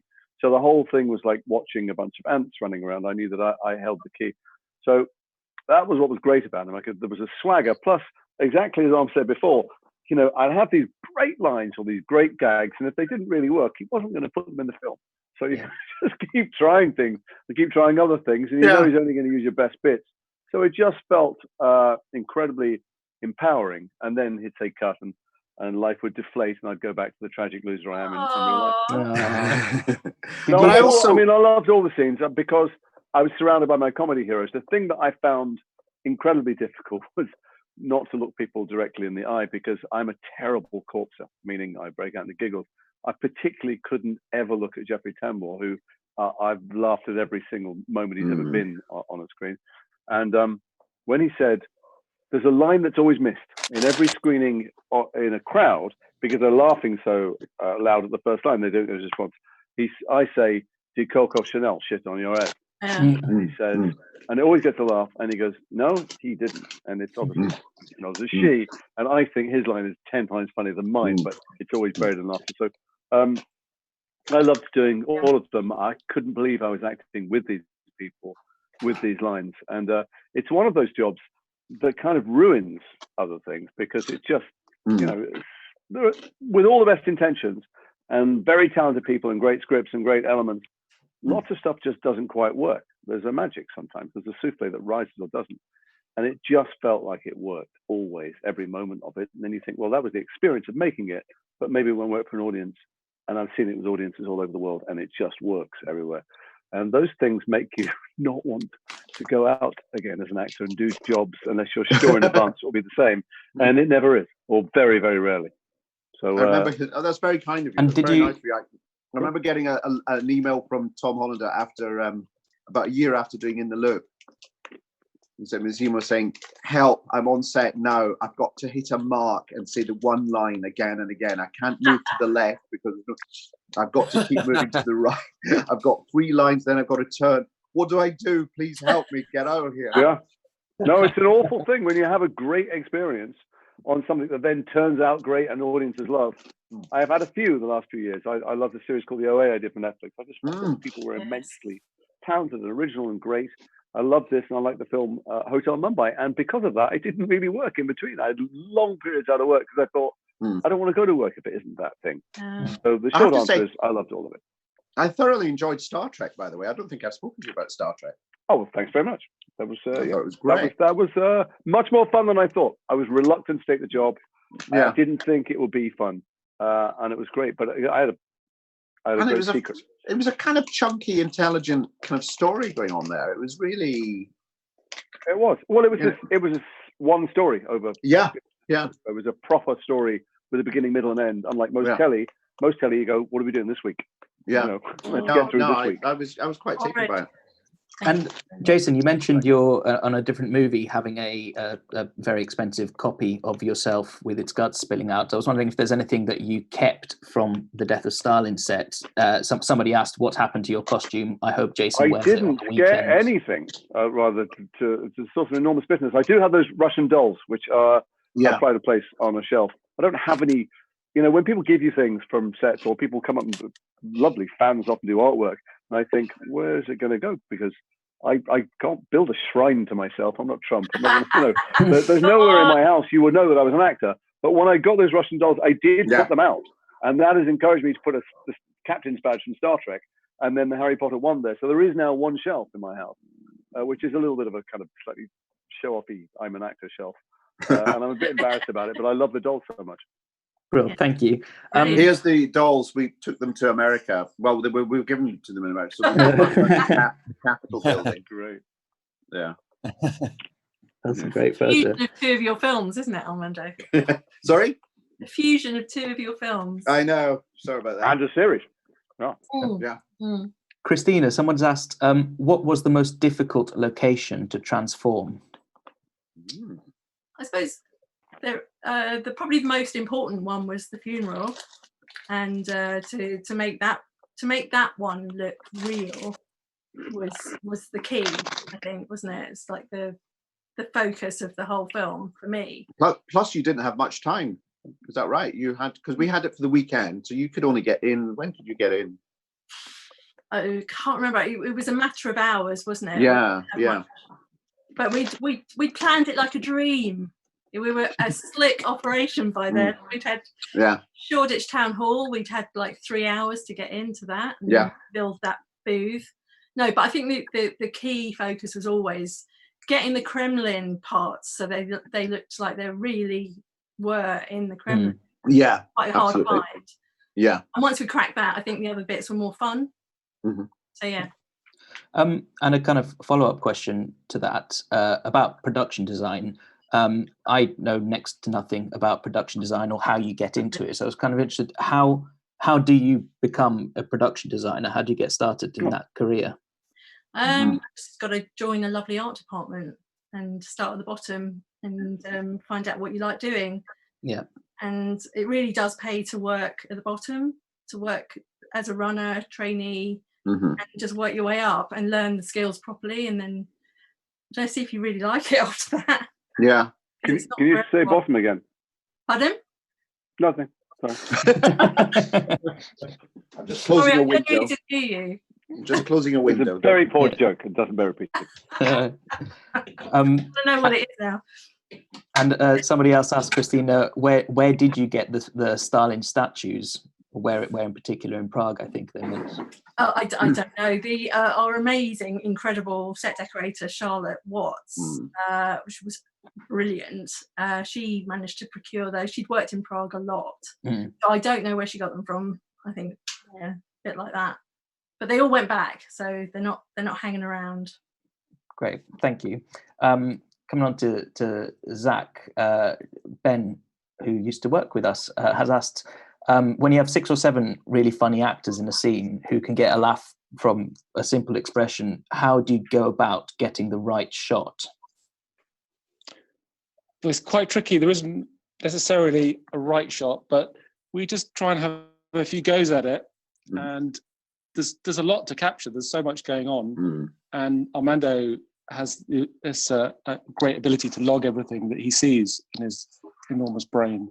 And we sort of try and get as much and try and get everything that he needs. And then at some point we reach a point where we move on. We've got it. And but it's quite instinctive. Yeah. Sometimes towards the end we do whole passes with the camera where I'm saying just film people who aren't speaking. So we're not filming any of the dialogue. It's a pass on just reactions.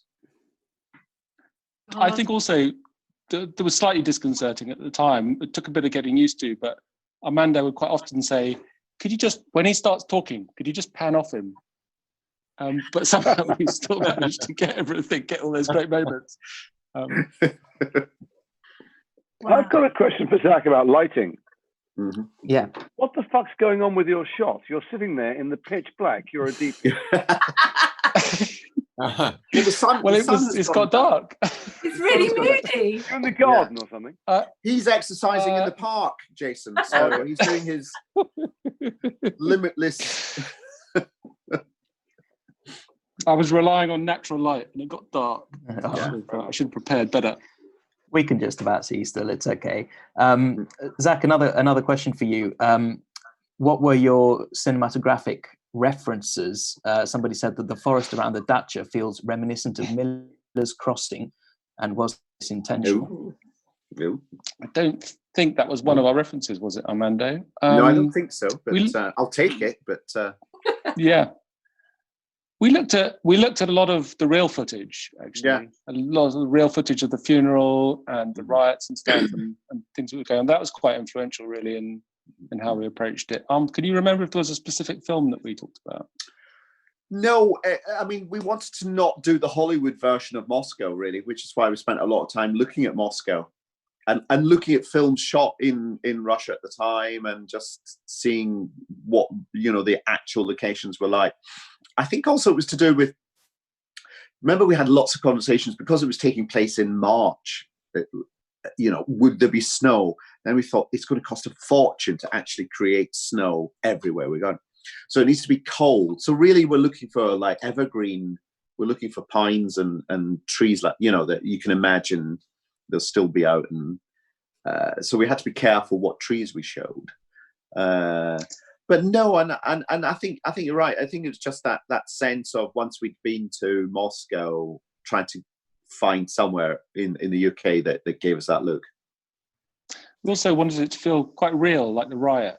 We shot it in a way where it just sort of happened and we recorded it, and the things that we looked at, the references we looked at, felt very real. And that was quite important at the time, so I remember. Yeah. Well, thank you. And is there a particular shot or moment in the film, Zach, that you're particularly proud of and happy with from a cinematographer's perspective? There's a lot in there that I really love. It's great watching it again to go over them again. I still feel that Berier's trial at the end is a great moment in the film because it was shot just as a real event as it unfolded, and it's kind of was an exciting way to work. And I think that the result that sort of that comes through in the end result. I remember the first time I saw that, and it was so intense because I never watched it. I wasn't around on the shoot, and I had complete goosebumps over me over that because you made us feel so much in there. So it was brilliant. Thank you. And coming on to Chris, as a composer, what was your starting point for working on The Death of Stalin? I mean, do you get involved from a script stage or from kind of later on once things have been shot? We found that it's nice to start thinking about music earlier than you often do, so that I can start doing my homework. I'm not like trying to write the theme on the basis of the script, a year and a half in advance or anything like that. But Armando and I were talking about music and talking about the Soviet Union, and I was buying scores and doing homework. I think, let's say, at the start of the summer, and post didn't really start until the autumn. So I had this long period that turned out to be really useful of doing all this research. I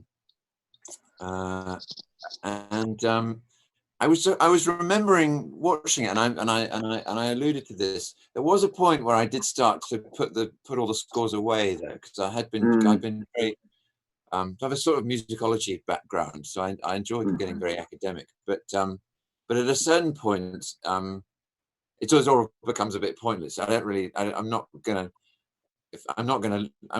get more into the vibe I'm into by studying one more piece of Yes, and you don't want to sound like pastiche, do you? You want to sound like it's your, there's an authentic voice there. Right.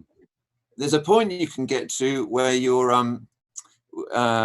you can make conscious connections within a piece. When you're 2/3 of the way through a piece, there's an intellectual part of it, but you're always hoping you get to a point where you're starting to be much more unconscious, where your ideas are already linking up one piece of it to another. And if you're not careful, and if you're listening to too much other music, then you're actually messing up your own brain. You start doing a thing, and instead of it being a really kind of organic reference to something of your own, it's a reference to some other thing. And so there comes a point where you just start being a bit more internal about it and sort of instinctive about it.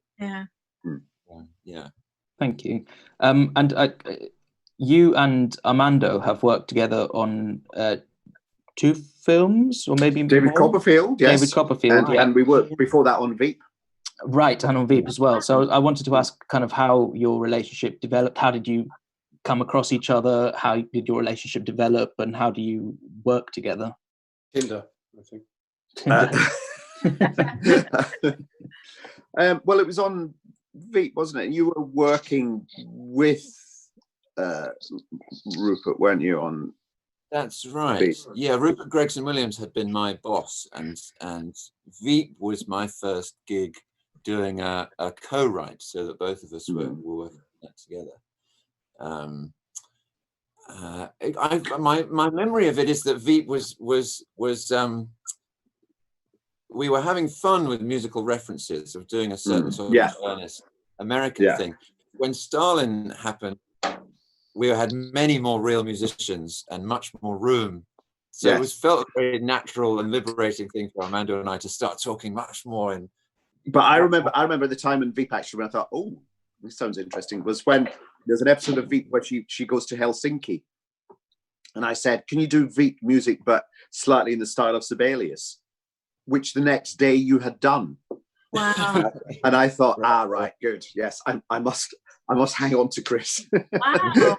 So when the death of Stalin was looming, which I knew I was going to do at the end of season 3 of Veep, I knew I was going to do Death of Stalin. We started talking about Russian music and Shostakovich and those kind of symphonists from the 1940s and 50s in Russia. And I was doing things on Veep that weren't really necessary because I was just sort of very, very hungry. Like if they're at a dinner and there's a string quartet, I was writing all this like fake Haydn and stuff just because that was my gig that I had.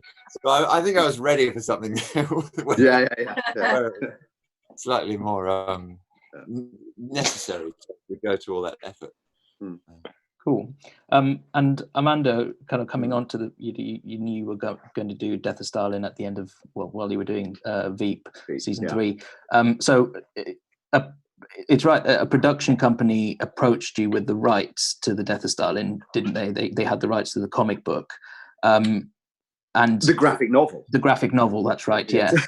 No, yes, Jan, Laurent, and they had done Untouchable. I mean, they're fantastic producers, and they said to me, we think we'd love you to do this. And I thought, well, I don't, normally I do my own stuff. I don't, but I sat down, read it, and thought, my God, this is it. This is the film. This is the film I want to make. But I got back to them and said, but I've got another season of Veep to do. It is going to be my last season, but it will be, it's going to take the best part of a year or so. And they said, we'll wait. And they did. That's brilliant. For which I'm enormously grateful. Yeah. Was it always going to be a film, or was there any discussion about? Yeah. Okay. No. Could you see it working as a TV thing instead at all, or is it kind of? I saw it as a film. I mean, that's what interested me about it. The story is the scale and the stage, the power politics, the fact that it's historic, everything about it. I've never done a period piece, let alone something based on actual events. But the themes, the fear, and also what intrigued me about it was I knew for the first time I was going to be doing scenes that weren't funny, that deliberately weren't funny. And I've not done kind of straight, terrible word that, isn't it? Straight drama before. and I knew that there were lots of challenges to it, which is why it's interesting. Why it attracted me really. In that, as Jason pointed out earlier, it could have gone tits up. I mean, it could have been awful. It could,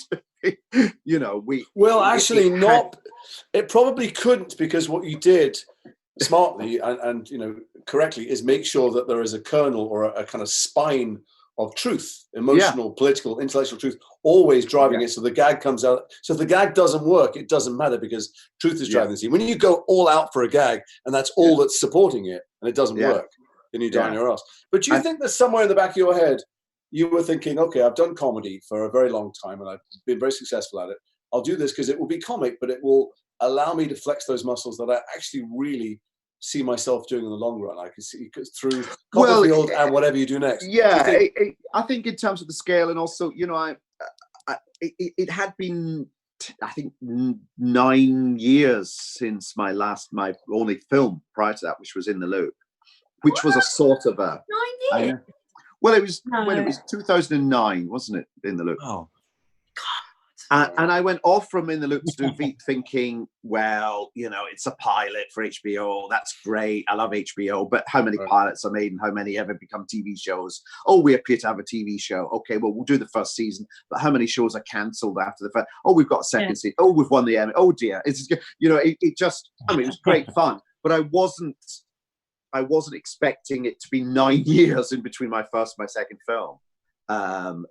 Enjoyable though Veep was, an amazing experience. I'm asking, do you think subliminally somewhere it was partly because you wanted to do it, but also partly because you'd like to transition into having the option to do straight drama as well? Doing Veep gave me the confidence to then do Death of Stalin. I think I learned a lot from just the scale and the talent you're working with, the resources and the pressure and the complexity of it.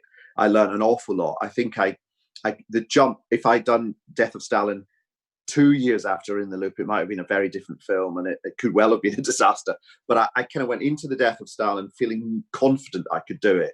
And I think there was something reassuring about it existing already as a story and as a structure. Because as I was reading, I was already in my head, I was seeing how it I'm going to get pushy and slightly Paxmanish on you. I probably didn't express it properly. Do you see it as a transition? Can you see yourself doing fully straight drama? I see. Right. I haven't thought about it, to be honest. I can see myself doing it, but it's not something that I'm deliberately choosing to do in a kind of, I do think I love doing comedy, and I think comedy, what's unique about comedy is it gives you a just completely surprising way of approaching a subject. And it was interesting talking to people, especially from Russia. They said it's true and it's funny and it happened. It really did happen like that. And the only way you can dramatize it is as a comedy, because that's the only way we saw it at the time, as a very dark comedy. But that's the only thing that kept them sane, thinking this is absurd. Yeah. Is there another kind of historical time and place that you'd like to explore in a similar way? 1329, where the of no, I mean, it's interesting. I then went on to do David Copperfield, which was another period, and I think with it, having done The Death of Stalin, had and this amazing team of talent around. I mean, it was more or less as we finished Death of Stalin, I was going around everyone saying, David Copperfield next, are you around? David Copperfield next. Because I knew we were ready to do something like that. No, other periods? No, I mean, I'm doing Avenue 5 now because I've always been interested in sci-fi. So that's, at the moment, it seems to be anything but the present day. That seems to be the because the present day, it's beyond satire, it's beyond horror. It couldn't be made more dramatic by fiction. And also, anything you make now is already out of date by the time it comes out. So I think you have to wait 10 years at least. The papers are out of date by the time you read them. I know. Well, thank you very much. Is that I'm kind of going to wrap up with a few 2 or 3 questions. Someone's asked, is there, and these are directed to all of you, so I'll kind of go one by one. Is there? Do you have a favorite line from the film?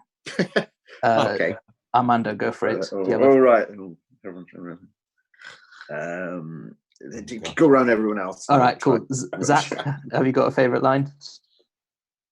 Okay, I've got the Coco Chanel. Oh, damn you! Sorry. Coco Chanel shit on your head. Okay, yep. Zach. I mentioned this already, but when Paul Whitehouse goes, "God, I'm knackered." It's been a big it's been a right old day or something. Yeah. So funny old week. Funny old week. That's it. I've actually one that's always struck me, and it's not a funny one. It's just and it's to do with Andrea's performance. But just at the end, when she said, talking about Vasily, and says, he's not bad, he's just ill. And the way she says it, it always kind of hits me there, really. That brother-sister relationship, no matter how crazy it's been, it really means everything to her. Yeah. Jason, do you have one other than the Coco Chanel? Well, actually, it's Jeffrey's answer to the Coco Chanel. He goes, no, he did not. But also, I can't help but love that moment with Steve, just because I just pinch myself all the time that I was working with these people, and to be working with Steve. Steve Buscemi and I did Armageddon together. A very different experience with some very different people around us. So to be able to lay that ghost to rest and to look at him and go, look at your fucking face. I love that line. I love that line so much. Yeah. I always was cursing Emilio, my son who plays the young doctor, because his line is when Vasily says, "How old are you?" and he goes, "I'm old." Like, well, that's a great line. And he does it brilliantly. And it ended up in the trailer, and I was sort of cursing him. He said, I said, you had 2 lines in the entire film, and one of them's in the trailer. Yeah. The other great one is the next one that Vasily throws out. You're not even a person, you're a testicle. Testicle, yes. Also, we could only write those lines once we'd seen who'd been cast. Yes, and I'm sure he was absolutely thrilled. He can't wait to show it to all of his friends and family. Yes. Okay. I think I also like the flesh lump in a waistcoat. Oh yeah. I seem to remember that troubled us. We tried about 20 different versions of that. Do you remember that? Yeah. Nothing felt quite right on the day. And that's one of the lovely things about knowing that Amanda's in charge. There were numbers of times you would try lots of different things out and go, well, I hope they use the best one. Of course, they always do use the best one, because why wouldn't you? This is a question that's unrelated to the film, but it was a good one. I liked it when it came up.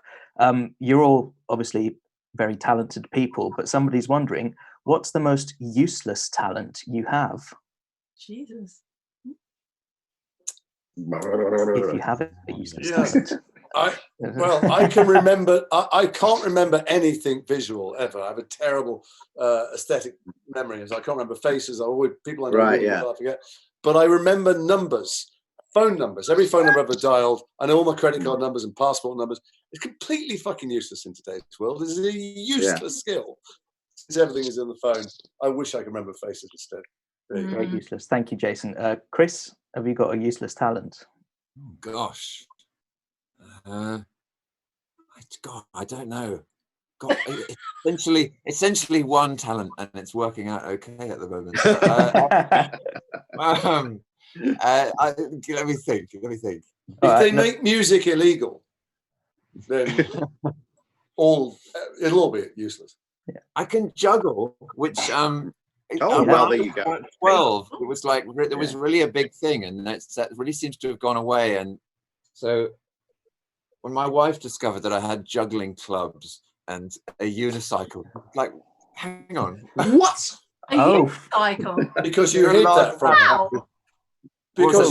Because you hid those things from her until she agreed to marry you, presumably. Yeah. The unicycle, I never did work out how to ride a unicycle. So, that's impossible. But I can. And I had to juggle in my my undergrad interview at Cambridge, because that's just the sort of thing that they used to do, isn't it? You did a circus degree. The interviewer had juggling balls on his mantelpiece, and somehow we started talking about it, and he made me start juggling, and he's always claimed since then that I was much more lucid and less jittery once I started juggling. So he claims it was a good idea. Did you have to loosen your clothing or anything just to Brilliant, thank you. Christina, do you have a useless talent? I've got quite a lot of useless talents. I can't think of one that's actually that interesting. Nobody said it had to be interesting. That's kind of the definition of a useless talent, maybe. I can't think of anything right now. Painting very badly. That's quite a good useless talent. Brilliant, thank you. Who did the Malenkov portraits? That was they were done by the fantastic Louise, graphic designer. Right, yeah. Incredible. Not me. Did Jeffrey get to keep one? I don't know whether he asked for one. I know Stalin, we delivered quite a few to I've forgotten his name now. Apologies. Adrian, that's it. Brilliant. Yeah, you go to his house, it looks like a kind of shrine to Stalin now. Yeah. He was amazing. He was so cool. Yeah. Whole face and body. Did you ever see in The Guardian, going slightly off topic, they did a profile of, I can't remember his name now, the man that Trump appointed as housing minister, that surgeon. What was his name? Oh, Carlson. Carlson, no? No, it's not that. Ben Carlson. Ben Carlson.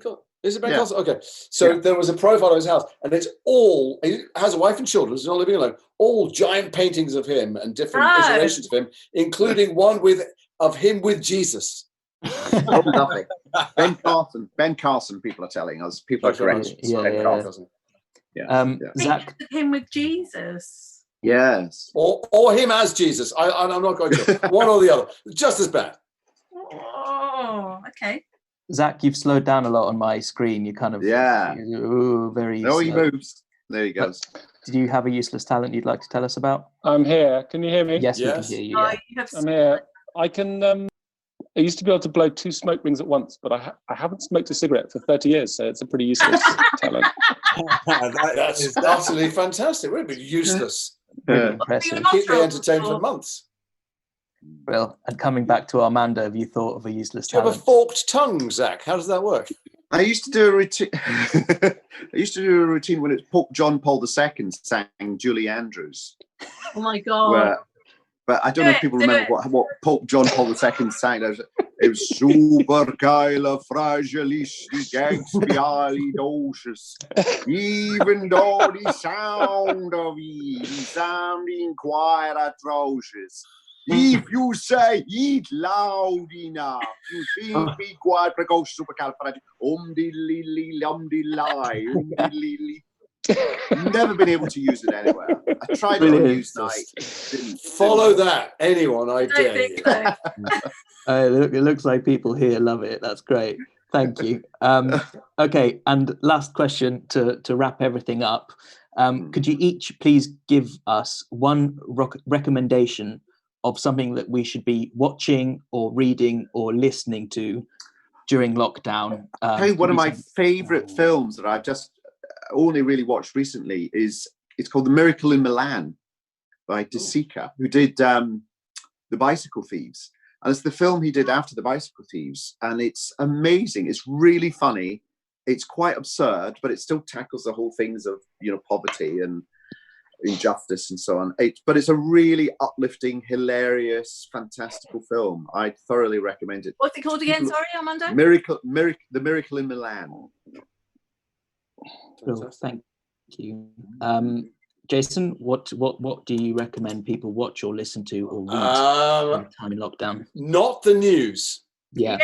Don't go to the news. No, not the news. Read the New England Journal of Medicine. Go to the scientists. Go to WHO website. Go to the CDC. Do not listen to any of the men in expensive suits. And read the Red Cross webpage before you donate. Yeah, we go. Because it's doing amazing work. Get involved. Hell, I will say this: what to do with your time? Watch stuff. Watch whatever you fancy and takes you out of the world. Do something, whatever it is. If you don't have any money, I completely get it. Get involved and help people who are less fortunate than yourself, and you will feel better and sleep better. Fantastic. Thank you, Jason. And on that note, I'm just about to paste the link for the Red Cross, donate to the Red Cross in the chat. There it is, actually coming up. If anyone hasn't yet, please go and donate to the Red Cross. I'll paste it again in a sec. But coming on to or anywhere, Chris, just is anywhere. something that Anywhere at all, yeah. If you go to their site, there's a donate link there as well. Chris, what is something that people should be watching or listening to or reading right now, in your opinion? Well,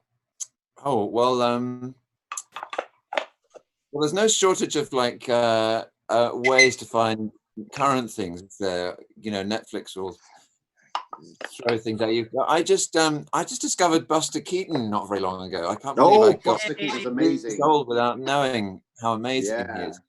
So ahead of his time as well. And a great, I don't actually know if this has been released, but a great composer, Jeff Beal, who's a friend of mine who does House of Cards and many other things, has been scoring silent movies, including The General, which is a Buster Keaton movie. I wish I knew whether his Jeff Beal's versions are being released. But if you could possibly find The General scored by Jeff Beal, that completely blew me away. Because of course you need something. You need some sort of, well, you don't actually need it, but it helps enormously to have a soundtrack. And he's been doing these wonderful these wonderful, they don't sound, it's not like a honky tonk piano. It doesn't sound like it's from and it's not completely arty farty. It's like, so are they now released? Are they available? Are they up online now, those? I actually don't know, and I don't know if they are where you get. I saw it live. It was just the sort of treat that you get in LA is people doing things like that. But even if you can't find Jeff Beal's version, I'm completely besotted with Buster Keaton at the moment. Oh, thank you, Christina. What's your favourite thing that people should? I've been immersing myself in the 100 Years' War and in the Hollow Crown since we've been away, and I was researching for film, but I love, because Simon Russell Beale's in the Hollow Crown as he plays Falstaff, and just the whole series is brilliant, and that whole tale. It's not a tale, it's a reality. It's incredible, that sort of the Wars of the Roses. So I would recommend getting your teeth into that incredible tale. Brilliant, thank you. And Zach? Well, I don't know if I'm allowed to plug our own work, but Christina and I worked on a film called Misbehaviour that was released in the cinema 4 days. 4 days before the lockdown. It's available. I think it's available on Prime. I would recommend it to anyone. It's about that looked good. Miss World competition in 1971 with Keira Knightley and Key Hawes and other people. It's really good. Yeah, somebody mentioned. I would say this. Sorry, just in terms of independent film, that all the world's great film festivals are combining and curating and creating a YouTube film festival for a week. Wow. You'll be able to watch some of the great films that would have been shown at this festival. It's called We Are One. If you look up We Are One on YouTube, you'll see that Cannes and Venice and Toronto and Sundance and all these people are putting a lot of the stuff that would have been shown to the public there for free, and hoping that you'll donate somewhere as well. I hope that you don't have to. And that is definitely worth going to, supporting independent film at times like this. That's brilliant. Brilliant. Thank you very much, Jason. I just wanted to answer a quick question that's come up a few times from people. Yes, we recorded this and we're going to edit it together, and it's going to be live at some point when we've had time to edit it together. It's going to be a tight 10 minutes. Yeah. But it's just going to be you and me eating. Someone brushing their teeth. That's that's the highlight. That's the blooper. That's for the blooper reel. Yeah. I'm just pasting the Red Cross link one more time in the chat. There is a blooper reel. Well, there's not a blooper reel. There is a deleted scenes on the. I just seen on the iTunes there. One of the extras is 10 minutes. 10 minutes of deleted scenes. But they probably were deleted because they weren't. I can't remember. No, I don't. I never put stuff in that I don't want to show. I put stuff in that we kept this scene in right to the end because I really love it. Right. We had to take it out because of the rhythm and stuff. But I'm happy to show the scene. But I never put stuff in that is dreadful. I say thank you to everyone who's come from all around the world. There's just so many fantastic people who've stayed up and. Pull my earphones out. It's just incredibly lovely of you to be here and to hang out with us and listen to us wank on. So thank you so much. Who's up the latest? Who's up the latest? Probably someone in Australia. Well, they're still in Someone Australia in at Sydney, 4:30 for in the sure. morning, so that's pretty Yeah, great. Wow. There's lots of lovely people. There isn't time to say hello to you all, but I have been reading and seeing you all. Yeah. We should say we've been seeing everything as it's been flying by. Yeah. Thank you very much, everyone. 6 minutes to sunrise in Australia, apparently. Oh my god! Fantastic. What's that? Oh, let's just hang around for that. Yeah. And in Queensland, it's 1976. So that's great. All right. Well, thank you very much to everyone who joined us online. Thank you. All our viewers, and big, massive thanks to our panelists, you guys. Thank you, Zach and Christina and Chris and Armando and Jason and Pope John Paul II as well, who briefly popped in. Yeah, thank you a huge amount for doing this. It's hugely appreciated, and hopefully we'll get to speak to you all soon. Hope you're all well in lockdown. I'm going to end the call now. Stay safe, everybody. Bye-bye. Bye. What's a lot? Bye-bye. Bye. Thank you, everyone. Bye-bye.